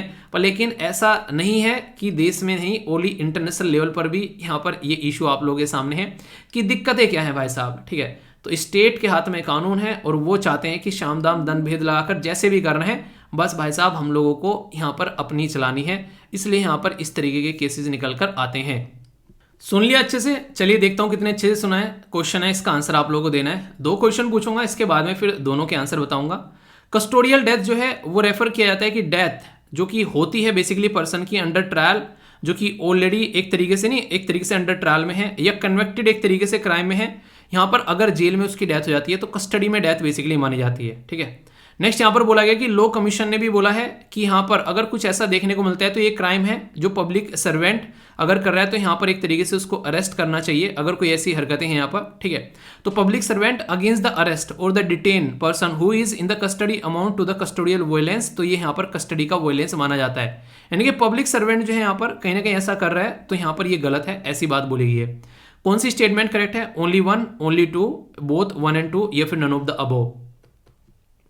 Article 22 protection against the arrest and detention in the certain cases, section 303, section 330, section 331 of IPC, यहाँ पर 1860 ये पनिशमेंट प्रोवाइड कराते हैं अगर कोई भी ऐसी चीज देखने को मिलती है, कन्फेशन कराया जाता है यहाँ पर फोर्स करके। Crime of the custodial torture against the यहाँ पर जो भी प्रिजनर है, ये एक तरीके से सेक्शन 302, 304, 304A और 306 सीआरपीसी के अंदर आता है। कौन सी स्टेटमेंट करेक्ट है ये बताना है, 1, 2, 2, 3, 1, 3 या फिर ऑल ऑफ द अबव। सही आंसर क्या अगर पूछा जाए तो आप लोगों को बताएं यहाँ पर ये क्या है, ये सीआरपीसी नहीं है, ये इंडियन पीनल कोड है। ठीक है, तो ये आप लोग यहाँ पर देखिएगा, ये भारतीय दंड संहिता के तहत आप लोगों को चीज देखने को मिल रही है। बाकी आर्टिकल ये है, ये 22वां, जिसके तहत यहाँ पर बात मैंने डिस्कस की थी। ऊपर वाला जो क्वेश्चन था इसके आंसर सी, यानी कि दोनों की दोनों स्टेटमेंट आप लोगों को यहाँ पर करेक्ट नजर आएगी। बिल्कुल सही बात यहाँ पर बोली गई है, लॉ कमीशन ऑफ इंडिया के द्वारा बोला गया है, और कस्टोडियल डेथ के बारे में भी इंफॉर्मेशन है यहाँ पर। ठीक है, तो ये आप लोग समझ सकते हैं। टॉपिक कैसा है ये, क्या यूपीएससी यहाँ से क्वेश्चन पूछता है, आप लोग खुद देख लो यहाँ पर यूपीएससी ने क्वेश्चन पूछा है या फिर नहीं पूछा है। यहाँ पर बोला कि मौत की सजा को कम करने में जो राष्ट्रपति की देरी के उदाहरण के न्याय से इनकार के रूप में सार्वजनिक बहस के तहत आया है अभी रिसेंटली, क्या ऐसी याचिका को स्वीकार या अस्वीकार करने के लिए राष्ट्रपति के लिए कोई समय निष्ठ होना चाहिए। कई बार क्या रहता है, कई सारे इंसान जो है गिरफ्तार हो जाते हैं और जेल में आप लोगों को देखने को मिलते हैं। ठीक है, छूटते नहीं है, रिजेक्ट कर दी जाती है, कई बार ये एक्सेप्ट कर लिया गया उनकी पिटीशन, तो उसकी वजह से ये भी इनह्यूमन प्रैक्टिस के अंदर में आता है। ये क्वेश्चन पूछा गया 2014 में। एक और क्वेश्चन पूछा गया यहाँ पर एनएचआरसी से related, national human right commission के बारे में यहाँ पर बात की जा रही है कि एक तरीके से हमारे देश के अंदर में अगर देखने को मिले, यहाँ पर कई सारी ऐसी चीजें आप लोगों को देखने को मिलती है जिसमें अकाउंटेबिलिटी इंश्योर होनी चाहिए गवर्नमेंट की। ठीक है, तो इसके चलते यहाँ पर एनएचआरसी जो है वो किस तरीके से काम करता है उसके बारे में बात की जा रही है। तो ह्यूमन राइट को प्रोटेक्ट करने के लिए स्टैंडर्ड को फॉलो करना चाहिए, उससे रिलेटेड ये क्वेश्चन आप लोगों से पूछा गया 2014 के अंदर में। तो यहां से अंदाजा लगा सकते हैं कि काफी इंपॉर्टेंट टॉपिक है, जिससे डायरेक्ट क्वेश्चन भी आप लोगों से एग्जाम में पूछे जा रहे हैं, तो इसको लेकर कोई कंफ्यूजन नहीं होना चाहिए। ठीक है, कोई कंफ्यूजन हो तो बताना। आप लोग कौन से राज्य से आते हैं आप लोग बताएगा, और आप लोग के राज्य में क्या ऐसी कोई कंडीशन है ये आप लोग जरूर बताएगा। दोस्तों ये जो आर्टिकल है जीएस पेपर 2 के साथ में आप लोग इसको कनेक्ट कर सकते हैं, गवर्नमेंट के जो इनिशिएटिव है उसके साथ में यहाँ पर आप लोग इसके बारे में बातें कर सकते हैं। हमारे देश का जो बजट प्रस्तुत किया गया था, उस बजट के अंदर में यहाँ पर एक काफी बड़ा मुद्दा उठाया गया कि जो प्राइमरी एग्रीकल्चर क्रेडिट सोसाइटी हैं, मतलब वो सोसाइटी जो कि एग्रीकल्चर में क्रेडिट यानी कि लोन देने का काम करती हैं, उनको डिजिटल फॉर्म में लेकर आया जाए, यानी कि कंप्यूटराइजेशन करना चाहिए उनका। तो उसके ऊपर यहाँ पर इन्वेस्टमेंट करने की यहाँ पर बात की गई थी। तो 2,500 करोड़ रुपए यहाँ पर दिए गए 63,000 प्राइमरी एग्रीकल्चर क्रेडिट सोसाइटी को डिजिटलाइज करने के लिए नेक्स्ट 5 ईयर में। तो पहला मुद्दा यहाँ पर जो आप लोगों के माइंड में आना चाहिए वो आना चाहिए कि यहाँ पर इससे फायदा क्या होगा। सबसे बड़ी बात यहाँ पर ये होती है कि इससे क्या रहेगा, अगर सारी चीजें डिजिटल फॉर्म में है तो कोई भी कभी भी कहीं से भी उसको चेक कर सकता है। तो ट्रांसपेरेंसी बनी रहती है, यानी कि पारदर्शिता आप लोगों के सामने रहती है, अकाउंटेबिलिटी जवाबदेही रहती है यहाँ पर क्या क्या चीजें चल रही है। और कहीं ना कहीं इसकी वजह से जब इतनी सारी चीजें अब सबके सामने रहेंगी, प्रोडक्टिविटी रहेगी, तो ज्यादा से ज्यादा लोगों का पार्टिसिपेशन यहाँ पर बढ़ता हुआ नजर आएगा। एक बात मैं आप लोगों को बता दूं जो कि आप लोगों को पता होनी चाहिए, हमारे देश में सबसे ज्यादा जॉब देने वाला जो सेक्टर है, जो खासकर अगर प्राइमरी सेक्टर के बारे में बात करूं, सबसे ज्यादा जॉब देने वाला सेक्टर हमारे देश में है एग्रीकल्चर, यानी कि सबसे ज्यादा लोग जो है हमारे देश में एग्रीकल्चर में कनेक्टेड है। दूसरे नंबर पर सबसे ज्यादा कनेक्टेड किस सेक्टर के साथ में है, वो है टेक्सटाइल सेक्टर, यानी कि कपड़ा उद्योग जो है वो दूसरे नंबर का सबसे ज्यादा जॉब देने वाला सेक्टर है हमारे देश के अंदर में। तो इससे अंदाजा लगा सकते हैं जो टेक्सटाइल और एग्रीकल्चर सेक्टर अगर सही तरीके से अगर परफॉर्म यहां पर करते हैं तो कितना बेहतरीन तरीके से लोगों को जो है रोजगार मिलता है, उनकी रोजी रोटी चलती है। तो इसलिए यहां पर इसके बारे में अगर कोई भी आप लोगों से डिस्कशन किया जाए तो ये काफी इंपॉर्टेंट डिस्कशन हो जाता है यहां पर टॉपिक का। तो एम क्या है यहां पर, अगर कोई ऐसा हम लोग नया इनिशिएटिव लेकर आते हैं तो सबसे पहले तो यही है कि कैसे अकाउंटेबिलिटी और ट्रांसपेरेंसी यहां पर रहनी है। दूसरा, जो डाइवर्स बिजनेस हैं उनको सही से हम लोग टैकल कर पाएंगे अगर इसके बारे में बेसिकली हम लोगों को पता रहेगा, गवर्नमेंट के पास में अगर इससे रिलेटेड डेटा रहेगा। अगर डेटा ही नहीं है तो फिर कोई मतलब नहीं बनता है। जो सबसे इंपॉर्टेंट बात है आज की डेट में, सब कुछ डायरेक्ट बेनिफिट ट्रांसफर है, यानी कि गवर्नमेंट से सीधा यहां पर उस इंसान के अकाउंट में जाता है जिसको इसकी जरूरत है। एक टाइम ऐसा हुआ करता था, खुद हमारे देश के प्राइम मिनिस्टर थे, उनके द्वारा बोला गया कि ऊपर से अगर 100 पैसे चलते हैं तो ग्राउंड लेवल पर ओनली 16 पैसे पहुंचते हैं, यानी कि 84 जो पैसे हैं यहां पर वो बिचौलिया बेसिकली डकार मार जाते हैं उनका। तो इस तरीके से यहाँ पर बहुत बड़ा करप्शन हमारे देश में देखने को मिलता था। तो जब से डिजिटल मीडियम बीच में आया है तो यहाँ पर कहीं ना कहीं करप्शन जो है वो काफ़ी हद तक घटता हुआ नजर आया। तो एक तो यह है कि डायरेक्ट बेनिफिट ट्रांसफर कहाँ कहाँ पर कैसे हो रहा है, इंटरेस्ट सबवेंशन स्कीम, यानी कि जो इंटरेस्ट में जो छूट दी जाती है गवर्नमेंट के द्वारा, वो भी यहाँ पर सही से चीज़ें समझ में आ पाएंगे। बहुत सारी ऐसी स्कीम्स हैं। क्रॉप इंश्योरेंस स्कीम आप लोग देखते हैं, या फिर फर्टिलाइजर और सीड से रिलेटेड जो इनपुट दिए जाते हैं, तो अगर इनके ऊपर फोकस हम लोग देंगे तो लगभग 13 करोड़ जो फार्मर है, तो यहां पर उनको बहुत बड़ा फायदा इससे होने वाला है। यानी कि एक जो बिल्कुल ग्राउंड तबका है किसानों का, उसके ऊपर इंपैक्ट डालने की कोशिश यहां पर की जा रही है सरकार के द्वारा कि डायरेक्ट उसको फायदा यहां पर देखने को मिले। तो इसलिए यहां पर ये फोकस किया जाएगा और इसीलिए बजट में भी इसके बारे में यहां पर डिस्कशन सामने निकल कर आया है। ठीक है, तो इसलिए मैंने बोला था कि ये जो टॉपिक है ये इंपॉर्टेंट हो जाता है। कुछ ऐसी बातें जो आप लोगों को पता होनी चाहिए और जहां से आप लोगों के माइंड में और ज्यादा क्लैरिटी लेकर आएंगे यहां पर ये पर्टिकुलर टॉपिक। जब मैं कोऑपरेटिव सोसाइटी के बारे में आप लोगों से यहां पर बात कर रहा हूं तो यहां पर कुछ चीजें आप लोगों को समझनी पड़ेंगी, बिल्कुल ऐसे ही जैसे हमारे देश में 3 टायर सिस्टम आप लोगों को देखने को मिलता है, सेंट्रल गवर्नमेंट, स्टेट गवर्नमेंट और नीचे आएंगे तो आप लोगों को पंचायती राज सिस्टम, या फिर आप लोग बोल सकते हैं नॉर्मली यहां पर डिस्ट्रिक्ट गवर्नमेंट। बेसिकली मैं बोलूंगा, थोड़ा सा इसको अच्छे से एक्सप्लेन करता हूं ताकि आप लोग समझ पाएंगे। जैसे हम लोग बात करते हैं यहां पर पहले सेंट्रल गवर्नमेंट आ गया, फिर स्टेट गवर्नमेंट आ गया और फिर डिस्ट्रिक्ट लेवल की अथॉरिटी यहां पर देखने को मिलती है। ऐसे हम लोग बात करते हैं पहले पंचायत लेवल आ गया, फिर ब्लॉक लेवल आ गया और फिर डिस्ट्रिक्ट लेवल आप लोगों को यहां पर देखने को मिलता है। तो डिस्ट्रिक्ट जो है ये आप लोगों को यहां पर एक कॉमन एरिया आप लोगों को यहां पर नजर आएगा, यानी कि ऊपर वाली हायरार्की में सबसे नीचे डिस्ट्रिक्ट है और नीचे वाली हायरार्की में सबसे ऊपर डिस्ट्रिक्ट है। तो कहीं ना कहीं इसीलिए सबसे इंपॉर्टेंट जो पोस्ट होती है वो डिस्ट्रिक्ट एडमिनिस्ट्रेटिव ऑफिसर की, यानी कि जिसको आप लोग IAS बोलते हैं। तो इसीलिए उसको इतना इंपॉर्टेंट माना जाता है क्योंकि वो एक कनेक्टिंग लिंक यहां पर हो जाता है बेसिकली इन दोनों के बीच में, अगर आप लोग ढंग से देखोगे तो। अभी यहां पर जब मैं आप लोगों से प्राइमरी एग्रीकल्चर क्रेडिट सोसाइटी के बारे में यहां पर बात कर रहा हूं तो उसका भी पैटर्न कुछ ऐसा ही आप लोगों को देखने को मिलेगा। मान लीजिए आज की डेट में किसानों को क्रॉप लोन चाहिए, तो क्रॉप लोन जो है वो अगर बात करें 7% का आप लोगों को नॉर्मली अगर देखने को मिलता है, तो यहां पर 3% की छूट जो है वो सेंट्रल गवर्नमेंट ने दे दी, यानी कि कितने का पड़ गया, अब ये क्रॉप लोन जो है वो 4% का पड़ गया। इसमें से 2% की जो छूट है वो यहां पर स्टेट गवर्नमेंट ने दे दी, तो कितने का पड़ गया, ये 2% का पड़ गया। तो टोटल किसानों के खाते में अब यहां पर जो भी एक तरीके से उनको यहां पर इंटरेस्ट पेमेंट करना पड़ेगा तो 2% ओनली यहां पर करना पड़ेगा। तो एक तरीके की छूट हो गई सेंट्रल के लेवल पर भी और स्टेट के लेवल पर भी। तो ऐसा ये एक सिस्टम आप लोगों को यहां पर देखने को मिलेगा। तो यहां पर जो सपोर्ट प्रोवाइड कराई जाती है, जैसे कि अगर बात करें सबसे पहले आप लोगों को मैंने बात की कि विलेज लेवल पर कोऑपरेटिव सोसाइटी आप लोगों को देखने को मिलती है। विलेज लेवल पर जो यहाँ पर जो कोऑपरेटिव क्रेडिट सोसाइटी है वो कहीं ना कहीं जो 3 टायर जो कोऑपरेटिव सिस्टम है उसका एक काफी बड़ा पोर्शन देखने को मिलेगा, जो कि बिल्कुल बेस में है, यानी कि ग्राउंड में यहाँ पर नजर आ रहा है। उसके ऊपर जब आप लोग जाएंगे तो आप लोगों को यहाँ पर डिस्ट्रिक्ट लेवल का आप लोगों को यहाँ पर सिस्टम देखने को मिलेगा कोऑपरेटिव सोसाइटी में। फिर ऊपर जाएंगे तो स्टेट लेवल का देखने को मिलेगा और फिर ऊपर जाएंगे तो सेंट्रल लेवल का सिस्टम आप लोगों को देखने को मिलेगा। तो जो प्राइमरी एग्रीकल्चर जो क्रेडिट सोसाइटी है वो ग्राउंड लेवल पर काम कर रही है। उसके अंदर में मल्टीपल जो आप लोगों को एक बोल सकते हैं विलेज के अंदर में कई सारी मल्टीपल ऐसी सोसाइटी भी आप लोगों को देखने को मिल सकती हैं। तो मान लीजिए किसी किसान को फर्टिलाइजर चाहिए, सीड चाहिए, तो यहाँ पर ये सोसाइटी उस तरीके से काम करती है। तो सोचो इन सोसाइटी के अंदर में अगर डिजिटल फॉर्मेट में हम लोग चीजें प्रोवाइड कराने लगे तो कितना ज्यादा बेनिफिट जो है वो ग्राउंड लेवल पर देखने को मिलने वाला है।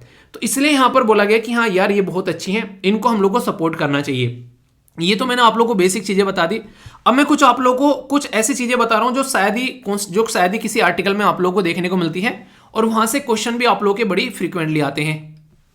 दोस्तों जो मैं शब्द बार बार यूज कर रहा हूं यहां पर सोसाइटी, जैसे कि कोऑपरेटिव सोसाइटी, तो ये जो कोऑपरेटिव सोसाइटी या फिर हम लोग बात करते हैं यहां पर इस तरीके की सोसाइटीज के बारे में, ये आज की डेट में हमारे संविधान में आप लोगों को इनके बारे में लिखा हुआ मिल जाएगा। यानी कि ये कॉन्स्टिट्यूशनल बॉडी हो चुकी है। क्या ओरिजिनली हमारे संविधान में थी? नहीं, याद रखिएगा 97th कॉन्स्टिट्यूशन अमेंडमेंट हमारे संविधान में किया गया था 2011 के अंदर में। जब ये संविधान में संशोधन किया गया तो उस टाइम पर ये जो कोऑपरेटिव सोसाइटी है संविधान में इनके बारे में एडिशन देखने को मिला, इनकी चीजें ऐड की गई। और कहां कहां ऐड की गई है मैं आप लोगों को बता देता हूं। फंडामेंटल राइट के अंदर में ऐड किया गया और इसी के साथ में डीपी जो एसपी के अंदर में ऐड किया गया। यानी कि एक तो आप लोगों के मौलिक अधिकार हो गए और directive principle of state policy दोनों में इनको ऐड किया गया है। यानी कि पार्ट 3 में भी ऐड किया गया और इसी के साथ में पार्ट 4 में भी संविधान के अंदर में इसको ऐड किया गया है। और इसी के साथ में अगर आप लोग बात करेंगे यहां पर जो आप लोगों को आगे देखने को मिलेगा, नेक्स्ट जो एडिशन आप लोगों को यहां पर नजर आएगा तो वो किया गया यहां पर पार्ट 9 के अंदर में भी यहां पर इसका एडिशन किया गया है। पार्ट 9 में क्या एडिशन किया गया है मैं आप लोगों को बाद में बताऊंगा, पहले इन दोनों को हम लोग समझ लेते हैं। सबसे पहले पार्ट 3 के बारे में मैं आप लोगों से बात करता हूं। पार्ट 3 में जब आप लोग जाएंगे तो आर्टिकल 12 से लेकर आर्टिकल 35 तक आप लोगों को देखने को मिलते हैं। इसके अंदर में आर्टिकल 19 है। आर्टिकल 19 के 1 के जो सी में आप लोगों को कोऑपरेटिव सोसाइटी देखने को मिल जाएगा कि आप लोगों का अधिकार है कि आप लोग कोऑपरेटिव सोसाइटी जो है वो बना सकते हैं। ये आप लोगों का अधिकार मिला है तो इसका मतलब कोई ना कोई प्रोटेक्ट करेगा। तो वो प्रोटेक्शन आप लोगों को यहां पर देखने को मिलती है कहां से कि डीपीएसपी में यहां पर बात की गई है कि कहीं ना कहीं गवर्नमेंट है वो यहां पर सपोर्ट प्रोवाइड कराए। तो आर्टिकल 43 के बी में आप लोगों को देखने को मिल जाएगा। तो आर्टिकल 36 से लेके आर्टिकल 51 तक आप लोगों को डीपीएसपी देखने को मिलती है। उसमें आर्टिकल 43 का जो बी है उसके अंदर में आप लोगों को यहां पर कोऑपरेटिव सोसाइटी किस तरीके से फंक्शन करती है, किस तरीके से प्रोफेशनल मैनेजमेंट होना चाहिए, वो सारी बातें आप लोगों को यहां पर देखने को मिल जाती हैं। अब ये क्या है यहां पर पार्ट फिर 9 में क्या है, जिस तरीके से आप लोगों को पता है कि पार्ट 9 के अंदर में आप लोगों को यहां पर देखने को मिलता है ये है पंचायती राज सिस्टम। पार्ट यहां पर 9 का जो ए है उसके अंदर में आप लोगों को देखने को मिलेगा म्युनिसिपैलिटी। इसी तरीके से यहां पर पार्ट जो 9 का बी है उसके अंदर में आप लोगों को देखने को मिलता है कोऑपरेटिव सोसाइटी। तो कोऑपरेटिव्स के नाम से यहां पर रखा हुआ है। यानी कि जैसे आप लोग फिजिक्स केमिस्ट्री मैथ पीसीएम बोलते हैं, ऐसे यहां पर पीएमसी आप लोग बोल सकते हैं। यानी कि यहां पर पंचायती राज सिस्टम, म्युनिसिपैलिटी और कोऑपरेटिव इनको यहां पर पार्ट 9A पार्ट 9B के अंदर में यहां पर इनका एडिशन किया गया है। और इसी के साथ में एक इंटरेस्टिंग क्वेश्चन और बनता है जो कि स्टैटिक पोर्शन का ही क्वेश्चन है और डायरेक्ट आप लोगों से एग्जाम में बन जाता है कि जो कोऑपरेटिव सोसाइटीज हैं ये किस पर्टिकुलर लिस्ट के अंदर में रखी हुई हैं। संविधान के अंदर में जब आप लोग जाओगे तो आप लोगों को यहां पर देखने को मिलेगी 3 लिस्ट हैं। एक को यूनियन लिस्ट बोलते हैं, दूसरे को स्टेट लिस्ट बोलते हैं और तीसरे को कॉन्करेंट यानी कि समवर्ती सूची बोलते हैं। यानी कि केंद्र की सूची, राज्य की सूची और समवर्ती सूची। तो इसके अंदर में जो यहां पर कोऑपरेटिव सोसाइटी है वो स्टेट लिस्ट के अंदर में यहां पर मेंशन है। और स्टेट लिस्ट के अंदर में जो एंट्री नंबर 32 है उसमें 32वीं एंट्री में आप लोगों यहां पर ये लिखी हुई है। तो ये 32वें एंट्री में लिखी हुई है। इसीलिए जब यहां पर कोऑपरेटिव के लेवल पर एक मिनिस्ट्री बनाएगी, ministry of cooperation central government के द्वारा, जो कि आज की डेट में किस मिनिस्टर के अंडर में है ये आप लोगों को बताना है। तो सारे स्टेट जो है वो बोलने लगे कि सेंट्रल गवर्नमेंट जो है वो हमारे अधिकार को लेना चाह रही है, इसलिए यहां पर ऐसी मिनिस्ट्री जो है वो लेकर आ रही है। तो इसके ऊपर क्वेश्चन मार्क लग रहा था कि ये फेडरलिज्म का जो कॉन्सेप्ट है यानी कि संघवाद का जो ढांचा है ये उसको बर्बाद करने पर तुले हुए हैं। इस तरीके के आरोप कई सारे राज्यों के द्वारा, कई सारे स्टेट्स के द्वारा सेंट्रल गवर्नमेंट पर लगाए गए। पर सेंट्रल गवर्नमेंट क्या बोल रही थी कि भाई साहब हम लोग ऐसा कुछ नहीं कर रहे हैं, हम लोग ये इसलिए बनाकर लेकर आ रहे हैं ताकि जितनी भी अलग अलग राज्य की कोऑपरेटिव सोसाइटीज हैं उनके बीच में एक तरीके का एक सिंक्रोनस वे में उनको चलाया जा सके, उनके बीच में एक अच्छी व्यवस्था बनाई जा सके। तो हम इस कोऑपरेटिव सिस्टम को और ज्यादा बढ़ाना चाहते हैं। तो ये बातें यहां पर सेंट्रल गवर्नमेंट के द्वारा बोली गई। आप लोगों की क्या राय है इसके बारे में, आप लोग अपनी राय बता सकते हैं कि सेंट्रल गवर्नमेंट सही बोल रही है, स्टेट गवर्नमेंट सही बोल रही है। तो इसके बारे में आप लोग बता सकते हैं। वैसे अगर आप लोग यहां पर समझेंगे तो कहीं ना कहीं सेंट्रल गवर्नमेंट सही बोल रही है। जिस तरीके की वो स्कीम्स लेकर आ रही है वो इस सिस्टम को और ज्यादा सुदृढ़, अच्छा और ज्यादा प्रोडक्टिव बनाने की कोशिश कर रही है, जैसा कि आप लोग यहां पर देख सकते हैं। तो करंट के साथ में जब आप लोग स्टैटिक का मर्जर इस तरीके से पढ़ना स्टार्ट कर देते हो तो इसको कहते हैं सही तरीके से चीजों की पढ़ाई करना। तो ये आप लोग का एक अच्छा रिजल्ट लेकर आती है। अभी स्टेटस के बारे में अगर मैं आप लोगों से बात करूं, जैसे कि कुछ कई सारी बातें आप लोग देखते हैं क्रेडिट सोसाइटी के बारे में, तो अलग अलग तरीके की सोसाइटीज आप लोगों को यहां पर देखने को मिलती है। एक पूरा सिस्टम है हमारे देश में इस पर्टिकुलर सोसाइटी का स्ट्रक्चर। जैसे कि कोऑपरेटिव क्रेडिट इंस्टीट्यूशन के बारे में हम लोग बात करते हैं यहां पर, तो यहां पर अर्बन लेवल पर, रूरल एरिया में आप लोगों को देखने को मिलेगी शॉर्ट टर्म स्ट्रक्चर की, लॉन्ग टर्म स्ट्रक्चर की देखने को मिलेगी। State cooperative society, central cooperative society, primary जो एग्रीकल्चर क्रेडिट सोसाइटी जिसके बारे में भी आप लोगों से बात की। और इसके अंदर में फिर आप लोग आओगे तो state cooperative agriculture and rural development bank और इसी के साथ में primary cooperative agriculture and rural development bank. तो ये ढांचा आप लोगों को यहां पर देखने को मिलता है। अगर बात करें तो रिजर्व बैंक ऑफ इंडिया के द्वारा यहां पर दिसंबर 27 2022 में नंबर ऑफ जो प्राइमरी एग्रीकल्चर जो कोऑपरेटिव सोसाइटी है, क्रेडिट सोसाइटी है बेसिकली यहां पर, ठीक है, तो उसके बारे में जब हम लोग बात करते हैं तो ये 1 लाख से भी ऊपर आप लोगों को यहां पर देखने को मिल रही थी, ठीक है। तो यहां पर इनमें से जो प्रॉफिटेबल थी वो ओनली 47,000 थी। तो मुद्दा ये निकल कर आया, जब इतनी सारी सोसाइटी है और यहां पर अगर वो ढंग से काम नहीं कर रही है तो कहीं ना कहीं उनके अंदर में बहुत ज्यादा करप्शन देखने को मिल रहा है। तो एक बहुत बड़ा करप्शन यहां से निकल कर आ रहा है कि अगर हम लोग उन सोसाइटीज को सोचो आप लोग यहां पर डिजिटल फॉर्म में अगर ला देते हैं तो कितना ज्यादा फायदा यहां पर देखने को मिलेगा। तो ये बेसिक एक मुद्दा यहां से निकल कर आया कि ऐसा कुछ किया जाए तो सॉल्यूशन आप लोगों के सामने निकलता हुआ नजर आएगा। इससे ज्यादा लोगों को क्रेडिट का एक्सेस मिल जाएगा, फाइनेंशियल इंक्लूजन आप लोगों को देखने को मिलेगा, इसी के साथ में अच्छे से सर्विस लोगों को मिल पाएगी, सेविंग की कल्चर बढ़ेगी यहाँ पर, और एक डिसिप्लिन भी यहाँ पर बना रहेगा। यानी कि ये इसके फायदे आप लोगों को यहाँ पर देखने को मिलेंगे, जो सारे मैंने अभी आप लोगों को बताए जब यहाँ पर क्रेडिट सोसाइटी के बारे में हम लोग बातें करेंगे। तो अगर लिखने के लिए आ जाए तो सिग्निफिकेंस क्या है, तो ये सिग्निफिकेंस आप लोग यहाँ पर इसके लिख सकते हैं। वैसे अगर बात करूं इसके साथ में कई सारे इश्यूज हैं, कई सारी दिक्कतें देखने को मिल रही हैं, जैसे कि इसके पास में प्रॉपर रिसोर्सेज नहीं रहते हैं। यानी कि एक ढांचा तो बना दिया पर लेकिन जैसे मैंने आप लोगों से कई बार डिस्कस किया है, पार्लियामेंट्री जब सिस्टम के बारे में मैंने डिस्कस किया था उस टाइम पर, जब मैंने बोला था कि पार्लियामेंट जैसे काम करती है सेंट्रल गवर्नमेंट पर, वही पैटर्न हम लोग चाह रहे हैं कि पंचायत काम करे कहीं ना कहीं ग्राउंड लेवल पर। तो पंचायत अगर ग्राउंड लेवल पर काम करेगी तो उसको पैसा भी चाहिएगा, उसके पास में पैसा आता है ऊपर से यहाँ पर उसको पैसा मिलता नहीं है तो वो दम तोड़ती ही नजर आएगी। तो कई बार इनके पास में रिसोर्सेज नहीं होते हैं, ठीक है, और प्रॉपर चीजों को ये कवर भी नहीं कर पाते हैं जब रिसोर्सेज नहीं होंगे। और इसी के पास में कई बार एनपीए बन जाती हैं चीजें। एनपीए मतलब नॉन परफॉर्मिंग एसेट्स, यानी कि पैसा चला तो गया पर लेकिन रिटर्न नहीं आ रहा है। तो जब पैसा चला गया रिटर्न नहीं आ रहा है तो ऐसी सिचुएशन ने तो यार बैंक को डुबा दिया, ये तो फिर भी क्रेडिट सोसाइटी है, इनकी क्या हालत होगी आप लोग यहां से समझ सकते हैं। यानी कि जो दिक्कतें हैं उनके ऊपर भी काम करना जरूरी है। अगर वहां का सॉल्यूशन नहीं निकलेगा तो फिर ये जो चीजें हैं ये दम तोड़ती हुई यहां पर नजर आएगी। तो इस तरीके से एक सिस्टमेटिक वे में गवर्नमेंट चाह रही है कि डिजिटल फॉर्म में चीजें सामने निकल कर आए और इनके थ्रू एक सोल्यूशन निकाला जा सके। तो ये कुछ बातें ऐसी हैं जो कि आप लोग यहां पर समझ सकते हैं और बहुत ही इंपॉर्टेंट टॉपिक है यहां पर। ये इसकी इंपॉर्टेंस आप लोग समझ सकते हैं कि आप लोग इस पर्टिकुलर टॉपिक से रिलेटेड देखिए 2014 में यूपीएससी ने क्वेश्चन पूछा, बोला गया कि in the village itself no form of the credit organisation will be suitable except the cooperative society. तो खुद यहां पर क्वेश्चन पूछ लिया गया कि इस पर्टिकुलर मुद्दे के ऊपर कि ऑल इंडिया रूरल क्रेडिट जो सर्वे है उसके थ्रू अगर बात करें तो डिस्कस किया जा रहा है कि स्टेटमेंट जो बैकग्राउंड में अगर देखेंगे तो एग्रीकल्चर फाइनेंस के बारे में बात करते हैं, इसी के साथ में इसके सामने क्या क्या चैलेंजेस आप लोगों को देखने को मिल रहे हैं उसके बारे में, और कैसे यहां पर चीजों को आगे लेकर चल सकते हैं कि ज्यादा से ज्यादा लोगों तक इसको पहुंचाया जा सके। तो एक बड़ा ही बेहतरीन सा बड़ा सा ताजा मोटा ताजा क्वेश्चन यहां पर सामने लेकर आई खुद यूपीएससी कि पहले तो पढ़ते पढ़ते ही स्टूडेंट ये सोचे कि क्या है। तो ये सारी चीजें जो मैं आप लोगों को बताई है ये इसके साथ में आप लोग इसको कनेक्ट कर पाएंगे, और फिर भी कंफ्यूजन है तो बताना, उसको दूर किया जाएगा। इससे प्रीलिम्स के अंदर भी 2020 में क्वेश्चन पूछा गया और बड़ा ही इंटरेस्टिंग सा क्वेश्चन है आप लोगों के सामने जो कि आप लोगों को पता होना चाहिए। क्वेश्चन है, आप लोग इसको वीडियो को पॉज कर एक बार पढ़ो, फिर मैं आप लोगों को इसको एक्सप्लेन करता हूं, ठीक है। वीडियो पॉज कर ले करो जब बोलता हूं तो, ताकि आप लोग अच्छे से समझ पाओ जब मैं इसको एक्सप्लेन करूं।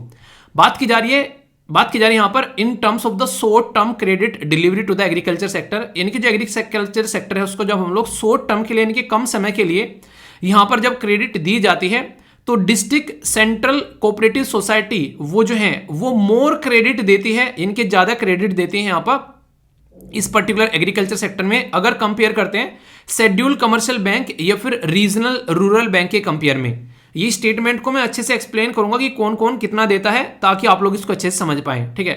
One of the most important function जो है यहाँ पर जो डिस्ट्रिक्ट सेंट्रल कोऑपरेटिव सोसाइटी का वो है प्रोवाइड कराने का कि fund to the primary agriculture credit society. ये इसका बेसिक फंक्शन आप लोगों को देखने को मिलता है। जब दोनों स्टेटमेंट आप लोगों को पढ़ते हो तो कहीं ना कहीं सही लगती है कि हाँ यार दोनों बातें सही बोल रखी है, पर लेकिन जब एक्सप्लेन करूंगा तो आप लोग जो है बिल्कुल समझोगे कि गलत बात बोल रखी है। तो ए में बोला गया ओनली 1, बी में बोला गया ओनली 2, सी में बोला गया बोथ 1 and 2, डी में बोला गया नाइदर 1 नो 2। सही आंसर क्या है ये आप लोग को बताना है। अभी मैं आप लोगों को पैटर्न बता देता हूं कि 3 टायर कोऑपरेटिव सोसाइटी के बारे में मैंने आप लोगों से बात की है।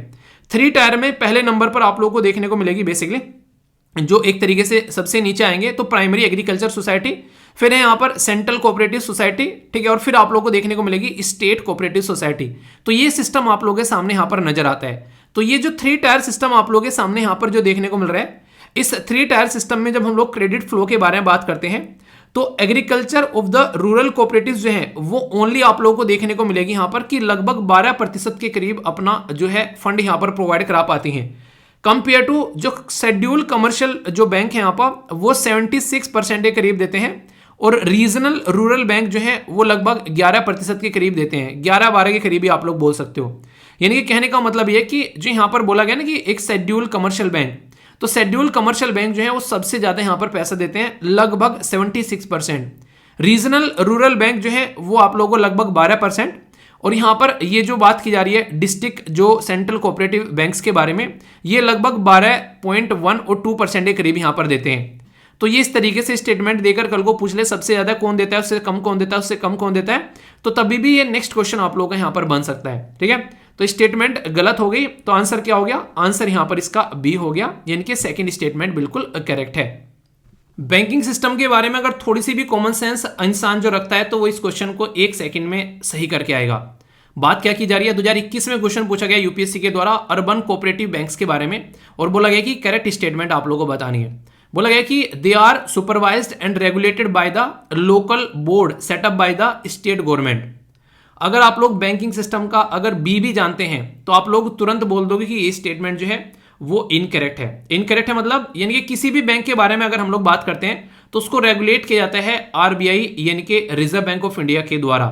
पहली स्टेटमेंट अगर इनकरेक्ट आप लोग कर देते हैं, कुछ आगे सोचने की जरूरत नहीं है, कॉमन सेंस आप लोगों के सामने है, और आंसर जो है वो बी हो गया, यानी कि सेकंड और थर्ड स्टेटमेंट जो है वो बिल्कुल करेक्ट है।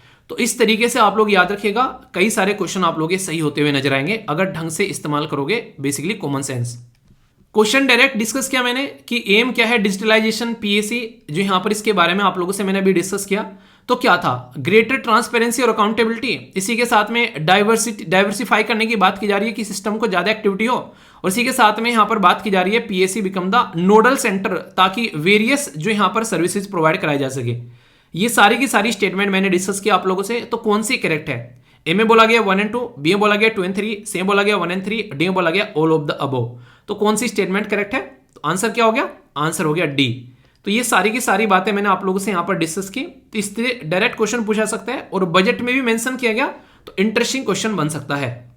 एक और क्वेश्चन है आप लोगों के लिए, बड़ा ही प्यारा सा क्वेश्चन है, यहां पर बात की जा रही है प्राइमरी एग्रीकल्चर क्रेडिट सोसाइटी के बारे में। बोला गया कि ये जो सोसाइटी है these are village level society, जो क्रेडिट सोसाइटी है, और ये सर्व करती है last link in the 3 tier cooperative society में, इनके ग्राउंड लेवल पर यही सर्विस देने का काम करती है। पीएससी जो है वो इन्वॉल्व होती है शॉर्ट टर्म लैंडिंग में, इनके शॉर्ट टर्म लोन दिए जाते हैं। इसी के साथ में फर्स्ट पीएससी जो है वो फॉर्म की गई थी बिफोर इंडिपेंडेंस, आजादी के पहले, और बोला गया कि ये हेडेड की जाती है स्टेट कोऑपरेटिव बैंक्स के द्वारा स्टेट लेवल में।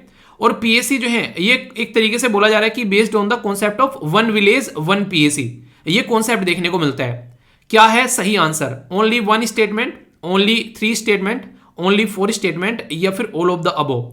तो आप लोगों के हिसाब से सही आंसर क्या है, A B C F D ये बताना है, तो देखता हूं कौन आंसर देता है। सही आंसर क्या है, सही आंसर यहां पर सी, यानी कि 4 स्टेटमेंट करेक्ट है और ये गलत है। क्यों, क्योंकि एक विलेज में मल्टीपल पीएसी हो सकती हैं, तो ये काफी इंपॉर्टेंट है। आप लोगों को कंफ्यूजन में डालने के लिए ऐसे क्वेश्चन अक्सर आप लोगों से पूछ ले आते हैं। तो प्राइमरी क्रेडिट एग्रीकल्चर सोसाइटी के बारे में अगर बात करें तो ऐसा नहीं है कि एक ही रहेगी यहां पर, तो यानी कि मल्टीपल रह सकती है, और ये स्टेटमेंट आप लोगों को यहां पर याद भी रखनी है। प्राइमरी एग्रीकल्चर क्रेडिट सोसाइटी एक विलेज में एक से ज्यादा हो सकती है। सबसे पहली जब बनाई गई थी 1904 में, तो ये काफी इंपॉर्टेंट क्वेश्चन आप लोगों के लिए बन सकता है, जो कि आप लोग यहां पर याद रख सकते हैं। तो ऐसी स्टेटमेंट देकर आप लोगों से चीजें पूछ ली जाती हैं। तो यहां पर 2 तो यूपीएससी क्वेश्चन आप लोगों के लिए यहां पर अटेम्प्ट करवा दिए, और 2 क्वेश्चन आप लोगों के लिए फ्रेम किए गए थे वो अटेम्प्ट करा दिए, एक आंसर राइटिंग का भी क्वेश्चन हो गया। अब ये टॉपिक मैंने आप लोगों को बेसिक भी बता दिया संविधान का, जो कि कहीं देखने को नहीं मिलता है, तो बैकग्राउंड इंफॉर्मेशन स्टैटिक भी हो गई। अब इसके अंदर में ना होने में भी 4 टॉपिक कवर हो गए, तो उनको अलग अलग तोड़कर भी मैं करा सकता था कि हाँ ये 4 टॉपिक हो गए, और वैसे अगर देखोगे तो आप लोगों को समझ में आ जाएगा कि 4 टॉपिक आप लोग कवर हो चुके हैं, अलग अलग करंट स्टैटिक क्वेश्चन ये प्रैक्टिस, और इसी के साथ में इस पर्टिकुलर क्वेश्चन का आंसर भी जो मैंने दे रखा है। इस तरीके से तैयार करो, कभी भी कंफ्यूजन नहीं होगा, और हमेशा जिंदगी में हर लेवल पर आप लोग सक्सेस पाते हुए नजर आओगे। तो बताना कोई डाउट हो, फीडबैक जरूर देना, फिर उसको सुधारा जाएगा। ओके, कुछ दिनों बाद में आप लोग ये बोलने वाले हो हाई गर्मी, क्योंकि गर्मी इतनी बढ़ने वाली है यहाँ पर, अब की बार कुछ और ही ज़्यादा लेवल की आप लोगों को चीज़ें देखने को मिलेगी। इंडियन एक्सप्रेस के द्वारा यहाँ पर ये आर्टिकल कवर किया गया। बेसिकली अगर मैं आप लोगों से बात करूं तो बात की जा रही है रिपोर्ट के बारे में, और ऐसी रिपोर्ट यहां पर जो कि वर्ल्ड मीटरोलॉजिकल ऑर्गेनाइजेशन यानी कि WMO के द्वारा तैयार की गई है। और बोला गया है कुछ ऐसे देश हैं जैसे इंडिया, चाइना, बांग्लादेश, नीदरलैंड, जो कि आने वाले टाइम पर सी लेवल जो है यहाँ पर काफ़ी ज़्यादा बढ़ता हुआ नजर आने वाला है। सी लेवल यानी कि समुद्र का पानी, और वो कैसे बढ़ता है आप लोगों को पता है कि ग्लेशियर पिघलते हैं, पिघलने के बाद में वो ग्लेशियर जो है उनका पानी जो है नदी में आता है, और वो जब पानी नदी में आता है फिर उसी की वजह से यहाँ पर लेवल बढ़ता हुआ नजर आता है। तो इसमें कई सारे मुद्दे मैं आप लोगों को बताऊंगा यहाँ पर एक एक कर जिससे कि चीज़ें समझ पाएंगे। पहले रिपोर्ट के हाईलाइट्स देखते हैं। बात की जा रही है 2013 से लेके 2022 तक का। बोला जा रहा है कि जो समुद्र का लेवल है ग्लोबल लेवल पर 4.5 mm पर ईयर बढ़ गया है। एक साल की बात कर रहा हूं यहां पर, ये मिलीमीटर पर ईयर, ठीक है। तो यानी कि आप लोग देखते हैं 2013 से लेके 2022 तक का ये एवरेज निकल कर आया है। तो एक काफ़ी अच्छा सी लेवल बढ़ता हुआ नजर आ रहा है। और मैक्सिमम जो चीज़ें हैं यहाँ पर वो है ह्यूमन इन्फ्लुएंस, यानी कि हम जो हरकतें कर रहे हैं इस पृथ्वी के ऊपर वो मेन ड्राइवर है, जिसकी वजह से समुद्र का पानी का लेवल जो है वो बढ़ता हुआ यहाँ पर नजर आ रहा है। अगर बात करें 1.3 mm बढ़ा यहाँ पर 1901 से लेकर 1971 तक का, लगभग 70 साल में ये बढ़ा। इसी के साथ में फिर आगे चलेंगे 1.9 mm पर ईयर हो गए यहाँ पर अगले आने वाले लगभग 30 साल में, मोटे मोटे तौर पर बोलूं। और फिर अगले आने वाले ओनली यहाँ पर 10-12 साल में 3.7 मिलीमीटर हो गया। अंदाजा लगा सकते हैं कि कितना ह्यूज रेस्पॉन्स यहाँ पर देखने को मिल रहा है ये ह्यूमन इन्फ्लुएंस का, कि हम लोग जो भी पृथ्वी के ऊपर हरकतें कर रहे हैं, कोई हम लोग गाड़ियां चला रहे हैं, हम लोग हवाई जहाज चला रहे हैं, ट्रक चला रहे हैं, ईंधन जला रहे हैं, बिजली बना रहे हैं, अपनी फैक्ट्रीज चला रहे हैं, सारी चीज़ें जो हम लोग कर रहे हैं उसकी वजह से जो कार्बन डाइऑक्साइड रिलीज हो रही है, उसकी वजह से जो पृथ्वी का टेम्परेचर बढ़ रहा है, उसका इम्पैक्ट डायरेक्टली आप लोगों को यहाँ पर देखने को मिल रहा है। तो टेम्परेचर जो यहाँ पर अगर 2 डिग्री बढ़ जाता है तो ये कहीं ना कहीं फर्दर बहुत ही इंक्रीज देखने को मिलेगा। इसको एक्सपोनेंशियल बोला गया एक तरीके से। एक्सपोनेंशियल का मतलब होता है इस तरीके से बढ़ना। एक तो होता है चीज़ें ऐसे बढ़ रही हैं, ठीक है, थोड़ी थोड़ी बढ़ रही हैं, ठीक है। एक्सपोनेंशियल का मतलब होता है ऐसे करके एकदम ऐसे फर्दर बढ़ जाना। तो इस तरीके से सी लेवल बढ़ेगा। और जो भी कोस्टल एरिया है, खासकर आप लोगों को पता है हमारा खुद का देश जो है लगभग 7,500 किलोमीटर की कोस्टल बाउंड्री है। 8 राज्य ऐसे हैं यहाँ पर जो कि आप लोगों को देखने को मिलेगा कोस्टल बाउंड्री के साथ में कनेक्ट करते हैं। 8 है या फिर 9 है, बताइए जरा।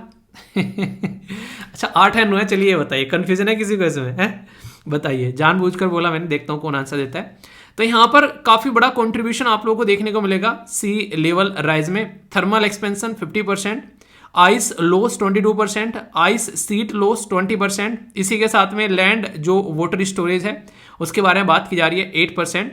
तो ये इसकी वजह से ये ह्यूज इंपैक्ट ग्राउंड लेवल पर आप लोगों को यहाँ पर देखने को मिल रहा है। अब मुद्दा क्या है? मुद्दा यार सीधा सीधा ये है कि जो जो प्रॉब्लम है सामने, या तो उनका सोल्यूशन निकालो, ठीक है। एक तरीके से इंसान क्या करता है कि सामने जो है शेर खड़ा हुआ है, ठीक है। अब ये है एक तो हम लोग भागे तो हमको मारेगा, ठीक है। एक तरीके से हम लोग ये बोले कि उसके साथ में लड़े, ठीक है, तो वो और अच्छे से मारेगा। पर भागे तो हो सकता है थोड़ा बहुत बच जाए, तो इंसान क्या करेगा? भागेगा, ठीक है। तो ये आप लोग समझ सकते हैं। कई सारे लोग बोलते हैं हालांकि शेर की आंखों में आंखें डालकर देखते रहो वो आकर इतने में कचुम्बर निकाल देगा। हालांकि वो एक अलग चीज़ है, वो अलग मैटर है, उस पर कभी फिर बात करेंगे। पर अभी मुद्दा क्या है? मुद्दा यहाँ पर यह कि अब आप लोगों के सामने शेर खड़ा हुआ है, या तो आप लोग सुधरो, नहीं तो शेर जो है वो आप लोगों को सुधारेगा।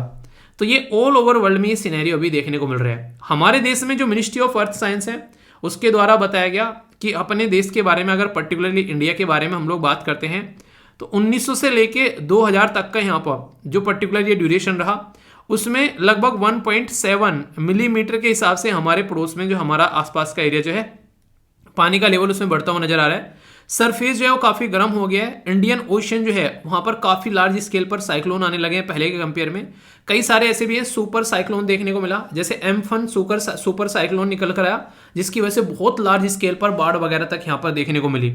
सी लेवल बहुत ही ज़्यादा वनरेबल तरीके से यहाँ पर बढ़ता हुआ नजर आ रहा है।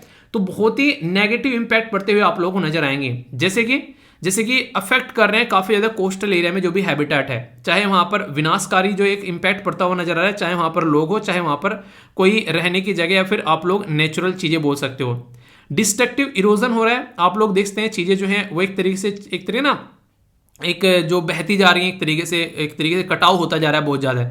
वेटलैंड फ्लडिंग हो रही है काफी लार्ज स्केल पर, यह भी दिक्कत काफी देखने को मिल रही है। इसी के साथ में लोकल जॉब और रीजनल इंडस्ट्री जो है वो इसकी वजह से काफी ज्यादा इंपैक्टेड हो रही है। सोचो कहीं बाढ़ आई, बुरी तरीके से सब कुछ ध्वस्त हो गया तो कहानी खराब हो जाती है। एक्वाफर और एग्रीकल्चर सोइल जो है वो कंटेमिनेटेड हो रहा है। जब भी कोई ऐसी चीज होती है आप लोग सोचो, उसकी वजह से जो समुद्र के जो उसकी वजह से जो जमीन के अंदर पानी है, जो एक्वाफर जिसको बोलते हैं, जिससे आप लोग नल लगाकर पानी निकालते हो, वो कॉन्टेमिनेटेड हो जाता है। तो इसकी वजह से सोचो वो अगर यहाँ पर प्रदूषित हो गया तो जो भी पिएगा अब उस इंसान की जिंदगी भी खतरे में पड़ती हुई आप लोगों को नजर आएगी।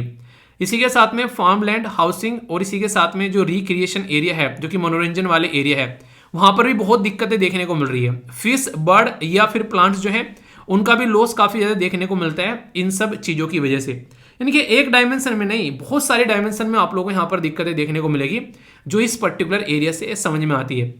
तो इसलिए बोला जा रहा है कि इन चीजों के ऊपर काम करना चाहिए, वरना दिक्कतें निकलेंगी। और बहुत सारे आर्टिकल्स अभी छप रहे हैं, ये बेसिक मुद्दा इनका ये है, ताकि दुनिया को बताया जा सके कि भाई साहब रुक जाओ, अगर यहाँ पे नहीं रुकोगे तो फिर जो है दिक्कतें होने वाली हैं।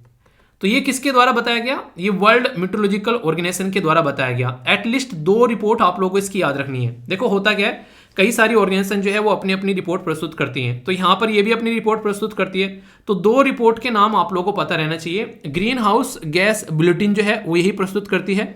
इसी के साथ में status of the world climate जो है वो भी यही प्रस्तुत करती है।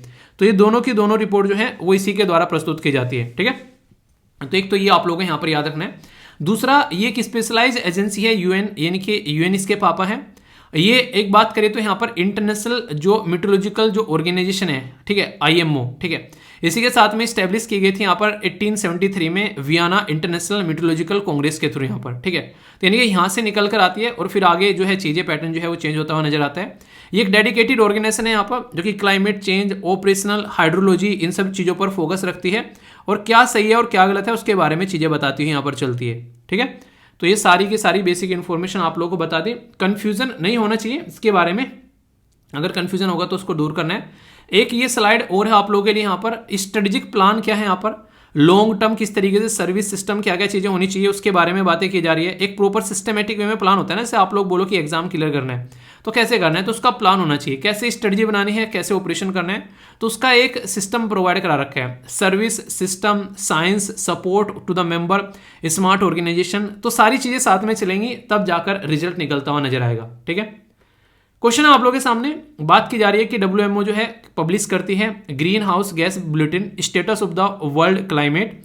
नेक्स्ट यहाँ पर स्टेटस ऑफ द ये ग्लोबल वाटर रिसोर्सेज। सही आंसर क्या है? ए में बोला गया 1 2, बी में बोला गया 2 3, सी में बोला गया 1 3, डी में बोला गया ऑल ऑफ द अबव। तो A B C F D सही आंसर आप लोगों को बताना है।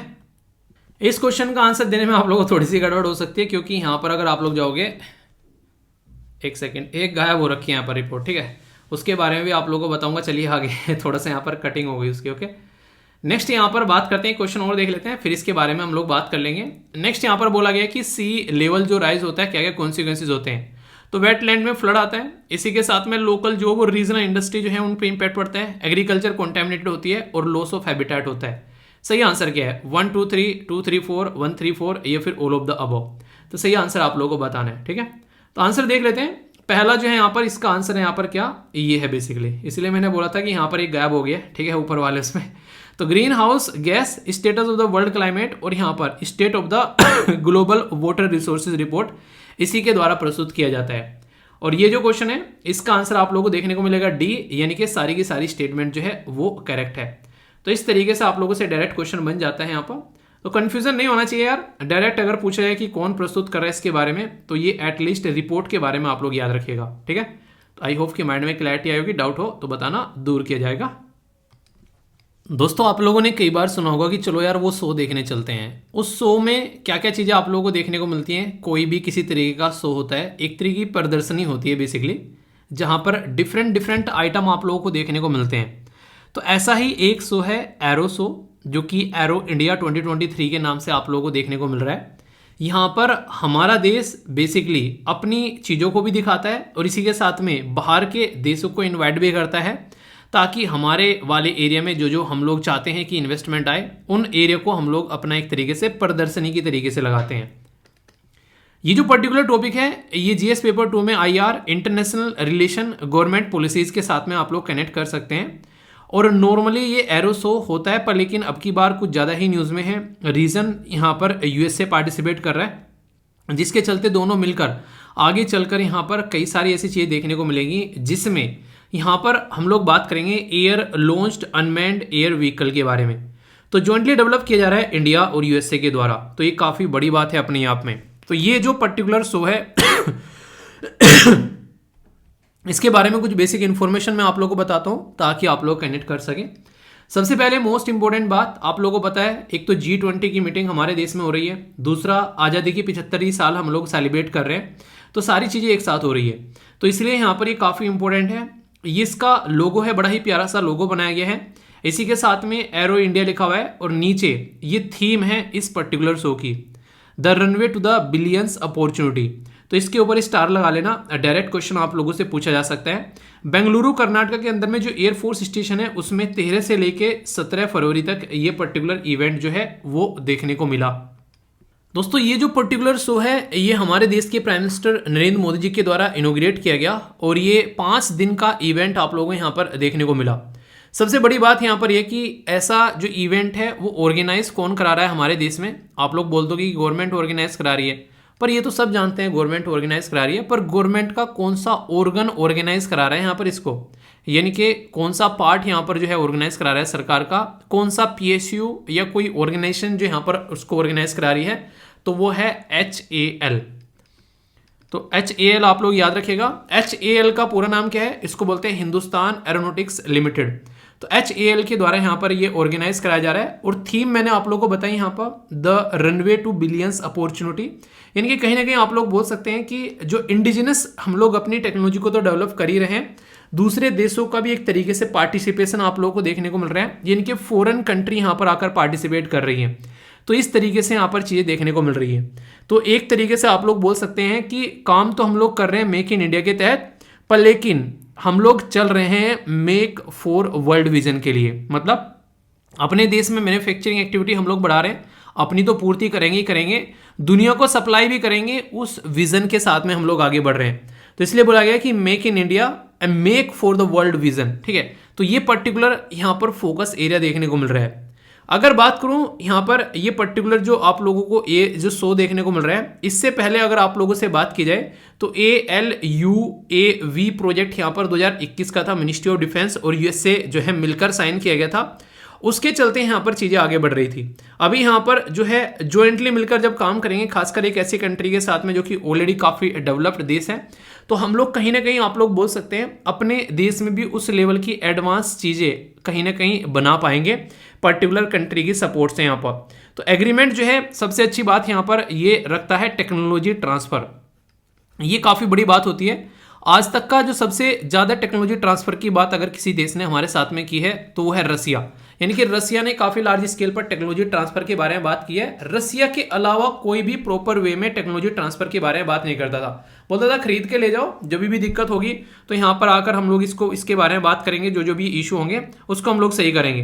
पर लेकिन रसिया ने यहाँ पर टेक्नोलॉजी ट्रांसफ़र के लिए हम लोगों को काफ़ी अच्छे सपोर्ट प्रोवाइड कराया, और उसी के बेस पर बहुत सारी चीज़ें हम लोगों ने डेवलप भी की। उसमें से ब्रह्मोस मिसाइल एक ऐसा जीता जागता उदाहरण है जिसको आप लोग यहाँ पर याद रख सकते हैं। टेक्नोलॉजी ट्रांसफर में बेसिकली होता क्या है कि सामने वाला ये बता रहा है कि ये भाई साहब ये टेक्नोलॉजी है, इसका इस्तेमाल कर कर हम लोग ये चीज़ें बना सकते हैं, और हमारे देश में बेसिकली लोकल एरिया में वो चीज़ें बनाई जाएगी। हमारा लोकल रॉ मटेरियल इस्तेमाल कर कर हमारे बेसिकली कंट्री के द्वारा। तो इससे फ़ायदा क्या होता है, हमारे ही देश में क्या होगा, उससे फ़ायदा ये होगा कि हमारे ही देश में वो चीज़ डेवलप होगी, हमारे ही लोगों को एम्प्लॉयमेंट मिलेगा, हमारा ही रॉ मटेरियल इस्तेमाल होगा। तो इससे काफ़ी ज़्यादा फायदा यहाँ पर देखने को मिलता है। आप लोग बोलोगे सामने वाले देश को क्या मिल रहा है, उसको पैसा तो मिल ही रहा है, सबसे बड़ी बात है, और एक कहीं ना कहीं सपोर्ट भी मिल जाता है यहाँ पर हमारे जैसी कंट्री का। अगर बात करें इंटरनेशनल लेवल पर, सबसे बड़ी बात ये होती है कि सामने वाला अपनी मार्केट बनाने की कोशिश करता है। तो ये एक तरीके से मार्केट बन जाता है। जब यहाँ पर कोई इस तरीके से टेक्नोलॉजी ट्रांसफर करता है तो उसका प्रोडक्ट जो है सबसे ज़्यादा मार्केट में जो है खरीदा जाता है। अब जो टेक्नोलॉजी ट्रांसफर नहीं कर रहा है उसका प्रोडक्ट नहीं खरीदेंगे। तो ऐसा आप लोग सोच सकते हैं।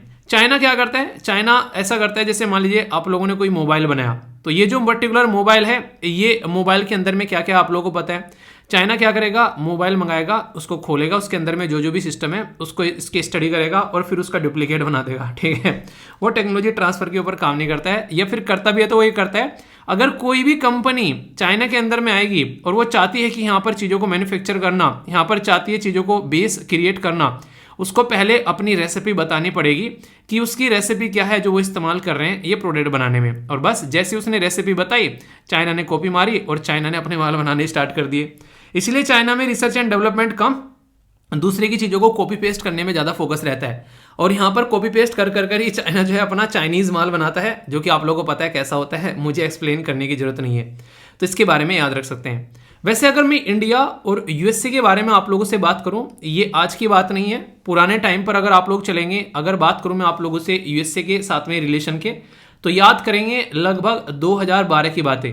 2012 में ओबामा एडमिनिस्ट्रेशन हुआ करता था, तो ओबामा एडमिनिस्ट्रेशन के द्वारा defence trade and technical initiative start किया गया इंडिया और यूएसए के लिए, ताकि मिलके दोनों जो हैं वो काम कर सकें। डिफेंस के फील्ड में दोनों की टाई जो है उनको गहरी यानी कि डीप बनाया जा सके, और इसी के साथ में यहाँ पर मिलकर यहाँ पर मिलिट्री में डेवलपमेंट कर सकें, और इसी के साथ में ट्रेड भी कर सकें। तो यानी कि आम के आम और गुठलियों के दाम वाली बात थी कि डिफेंस में पार्टनरशिप भी हो जाएगी, टेक्नोलॉजी के ऊपर काम भी हो जाएगा, और ट्रेड यानी कि व्यापार भी हो जाएगा। तो इसके चलते इनके द्वारा कई सारे एरिया पर फोकस किया गया। नियर टर्म प्रोजेक्ट कई सारे थे, जैसे एयर लॉन्च स्मॉल जो अनमैन्ड सिस्टम था, यहाँ पर लाइट वेट स्मॉल ये आर्म टेक्नोलॉजी था, इंटेलिजेंस सर्विलेंस टारगेटिंग, यहाँ पर एक तरीके से रिकनसेंस जो यहाँ पर ISTAR था। इसी के साथ में मीडियम ट्रेंड प्रोजेक्ट कई सारे यहाँ पर देखने को मिले, यानी कि जो ओबामा साहब के द्वारा आप लोग बोल सकते हो यहाँ पर एक बेस तैयार कर दिया गया था, उसी बेस को फॉलो करते हुए अभी इंडिया और यूएसए जो है वो नेक्स्ट लेवल पर यहां पर काम करते हुए नजर आ रहे हैं, ऐसा आप लोग यहां पर बोल सकते हैं। तो ये अभी फिलहाल जो एरोसो है इसके बारे में जो बेसिक चीजें मैंने आप लोगों को बताई है, उसको लेकर कुछ कंफ्यूजन नहीं होना चाहिए। एक मोटा मोटा आइडिया मैंने आप लोगों को दे दिया कि चल क्या रहा है और किस डायरेक्शन में चल रहा है, ठीक है। तो कल को क्वेश्चन पूछा जाए तो आप लोगों के माइंड में थोड़ी सी क्लैरिटी जरूर होनी चाहिए। जैसे कि क्वेश्चन आप लोगों के सामने, देखते हैं कौन आंसर देगा इसका। यहां पर बात की जा रही है air launch unmanned air vehicle के बारे में। तो बोला क्या गया है कि ये जो पर्टिकुलर सिस्टम है, ये एक टाइप ऑफ ड्रोन है जिसको UAE यानी कि अनमैन्ड एयर व्हीकल के नाम से भी हम लोग जानते हैं। ये लॉन्च किया जा रहा है यहाँ पर aircraft, typically military transport plane की तरीके से। इसी के साथ में बोला गया है कि डिजाइन किया जा रहा है टू प्रोवाइड कराने के रिकॉनेसेंस सर्विलेंस इंटेलिजेंस गैदरिंग, ये कैपेबिलिटी होगी यहाँ पर इसकी, मतलब सैन्य प्रशिक्षण के लिए, सर्विलेंस यानी कि निगरानी के लिए, और इसी के साथ में इंटेलिजेंस गैदरिंग के लिए, ताकि सिक्योरिटी प्रोवाइड कराई जा सके। कौन सी स्टेटमेंट इनकरेक्ट है?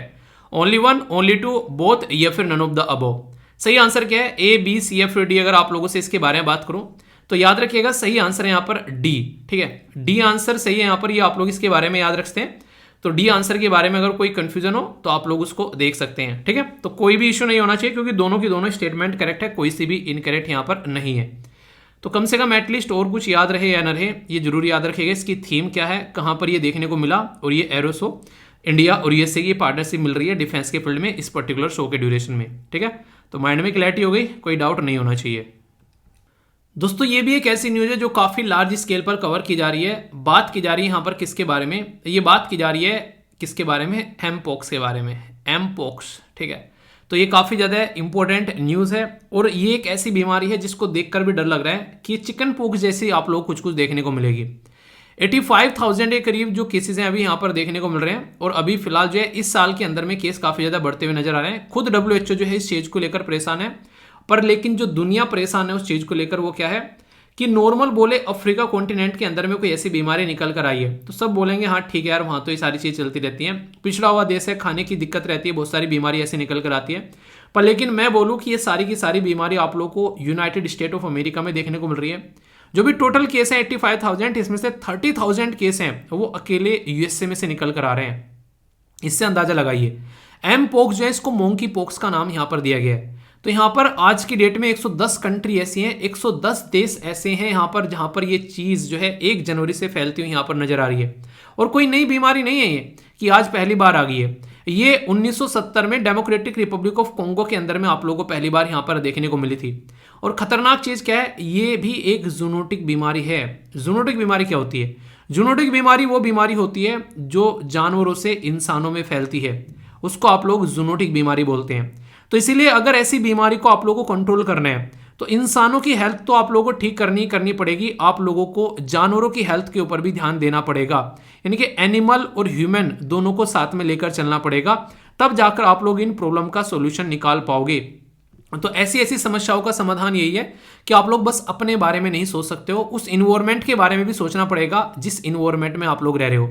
वैक्सीन जो है इसको यूज़ की जा रही है, स्मॉल पॉक्स की जो वैक्सीन है वो यहाँ पर इसके लिए यूज़ की जा रही है। कोई न्यू वैक्सीन जो है डिजीज़ के लिए वो डेवलप की जा रही है, अप्रूव की जा रही है, पर अभी प्रॉपर ऐसा नहीं कि बहुत ही अच्छी कोई वैक्सीन मार्केट में आ चुकी है। यानी कि जो अवेलेबल रिसोर्सेज हैं उन्हीं का इस्तेमाल यहाँ पर किया जा रहा है। रिस्क ऐसा नहीं कि बहुत हाई है कि एकदम हाहाकार मच गया, मॉडरेट टाइप का है पर लेकिन जान ले लेता है, ऐसा नहीं कि बिल्कुल जान बिल्कुल टच नहीं करेगा, ठीक है।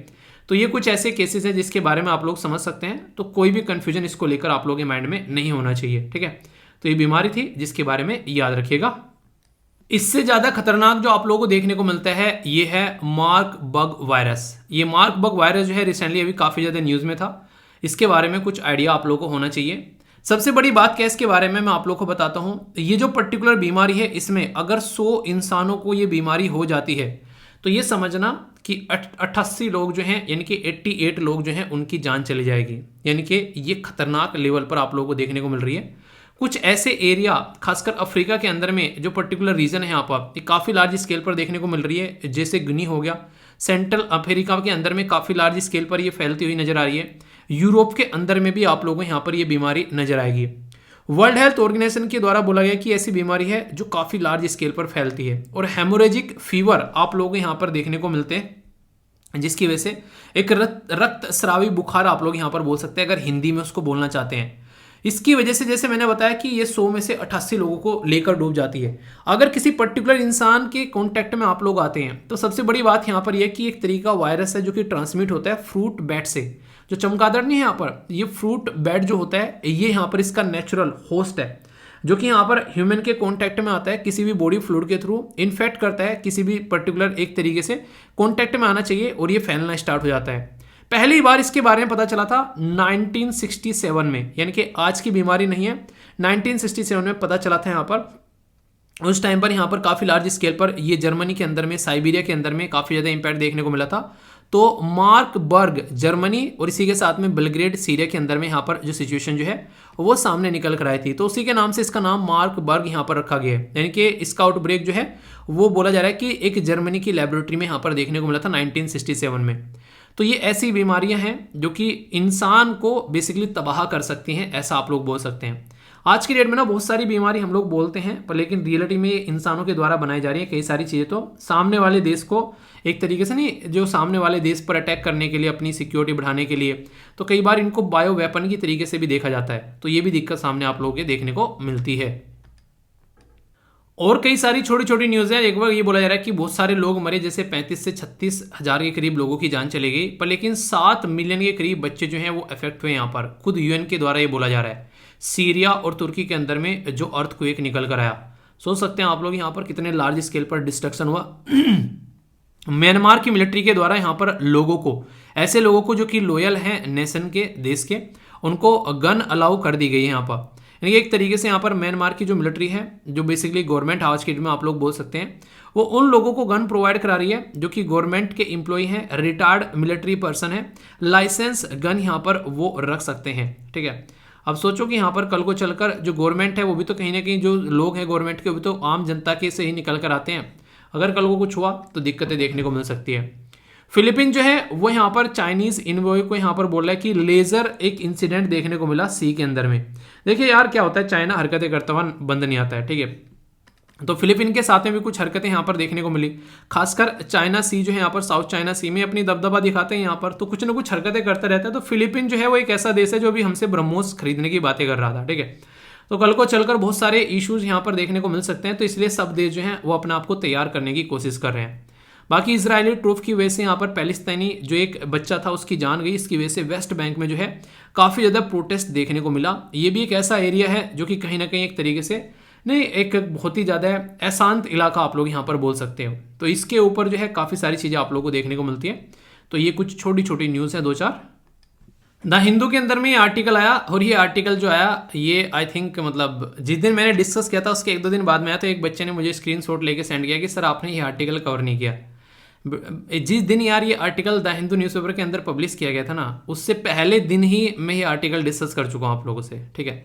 लिथियम आयन बैटरी का आप लोग आर्टिकल देखेगा, आई थिंक 14 फेब में मैंने डिस्कस किया है। पूरा का पूरा आर्टिकल आप लोग देखना, और इसमें तो कुछ भी नहीं बताया गया, बहुत ही कम इन्फॉर्मेशन आप लोगों को दी गई है। मैंने देखना कितने डिटेल में, तसल्ली में, क्वेश्चन प्रैक्टिस के साथ में, आंसर राइटिंग प्रैक्टिस के साथ में, बिल्कुल तसल्ली में आप लोगों से वो आर्टिकल डिस्कस किया है। तो एक बार देख लिया करो यार, हो सकता है कि आपने जो है वीडियो मिस कर दी हो। जो आर्टिकल डिस्कस करता हूँ ना, आप लोग एक बार देखा करो, उनका लेवल देखा करो, किस बैकग्राउंड में जाकर उनको डिस्कस किया जाता है बेसिक इन्फॉर्मेशन के साथ में। हो सकता है कई बार आर्टिकल थोड़ा लेट हो जाता है, कई बार पहले भी हो जाता है। जो हिंदू पढ़ते हैं, कई सारे इंडियन एक्सप्रेस पढ़ते हैं, मेरा न्यूज़पेपर से इंपैक्ट नहीं पड़ता कि हिंदू पढ़ रहे हो या इंडियन एक्सप्रेस पढ़ रहे हो, मुझे आर्टिकल से इंपैक्ट पड़ता है कि आर्टिकल जो इंपॉर्टेंट है वो कवर होना चाहिए, चाहे वो हिंदू के अंदर आ रहा है, चाहे वो इंडियन एक्सप्रेस के अंदर आ रहा है। और जो इंपॉर्टेंट आर्टिकल है वो हर जगह कवर होता है। तो इसलिए न्यूज़पेपर के ऊपर आप लोग ज़्यादा वो मत किया करो, क्योंकि न्यूज़पेपर तो एक ही आर्टिकल को भर भर कर पूरे हफ्ते तक जो है रिपीट करता रहता है, तो उसको ज़्यादा दिमाग में मत रखा करो। बस आप लोग देखो कि एग्जाम के पॉइंट ऑफ व्यू से आप लोगों का आर्टिकल जो है वो कवर होना चाहिए बेसिक सिस्टमेटिक तरीके से, ताकि एग्जाम में आप लोगों को क्वेश्चन न जुड़े, ठीक है। तो काफ़ी डिटेल में कवर किया है। 14 फेब का है आई थिंक, आप लोग देखना एक बार। और पीडीएफ तो यार आप लोगों को मिल ही जाती है टेलीग्राम पर, एक बार देख लिया करो एटलीस्ट खोलकर, ताकि आप लोगों को पता चल जाए कि क्या क्या चीज़ें कवर की जा रही हैं। तो उसको आप लोग एक बार को नज़र डाल सकते हो, ठीक है। हिंदी और इंग्लिश में दोनों में पीडीएफ रहती है। एक बच्चा कह रहा है सर हिंदी में पीडीएफ दे दिया करो यार इतने दिन से दे तो रहा हूँ, देखो तो खोल के एटलीस्ट उसको एक बार, हिंदी और इंग्लिश दोनों में पीडीएफ मिलती है, ठीक है। तो कोई भी डाउट नहीं होना चाहिए, ओके। दोस्तों कैसा लगा आज का लेक्चर ये जरूर बताना, फीडबैक जरूर देना। वीडियो को लाइक या फिर डिसलाइक करके आप लोग बता सकते हैं, पर एक काम जरूर करिएगा यहाँ पर, रिवीजन बेसिकली जो इंपॉर्टेंट लोकेशन डिस्कस किए हैं उनके बारे में और वोकैबुलरी का कम से कम एक रिवीजन जरूर करिएगा। संडे में ज़्यादा से ज़्यादा टाइम जो है अपने रिवीजन को आप लोगों को देना है। और एमसीक्यू वाली वीडियो अपलोड की थी, वो किस किस ने देख ली है, वो भी एक अच्छा तरीका है रिवीजन करने का। एमसीक्यू के थ्रू अगर रिवीजन करोगे तो बहुत सारी चीज़ें जो हैं वो आप लोग के माइंड में क्लियर रहेगी, उनको भूलोगे नहीं। तो आज का डिस्कशन यहीं पर समाप्त करते हैं। मैं आशा करता हूँ आपका दिन जो है बहुत ही शानदार रहेगा, अच्छे से एंजॉय करोगे और लेक्चर की पीडीएफ हिंदी और इंग्लिश में टेलीग्राम से जाकर डाउनलोड कर लोगे। आज का लेक्चर इतना ही। इसी के साथ में बड़ों को नमस्ते, छोटों को प्यार, छोटी सी लाइफ एंजॉय करार। मिलता हूँ नेक्स्ट वीडियो में, तब तक के लिए जय हिंद। मौज लो, रोज लो, नहीं मिले तो खोज लो, और लाइफ को अच्छे से एंजॉय करो और खुश रहो, ओके।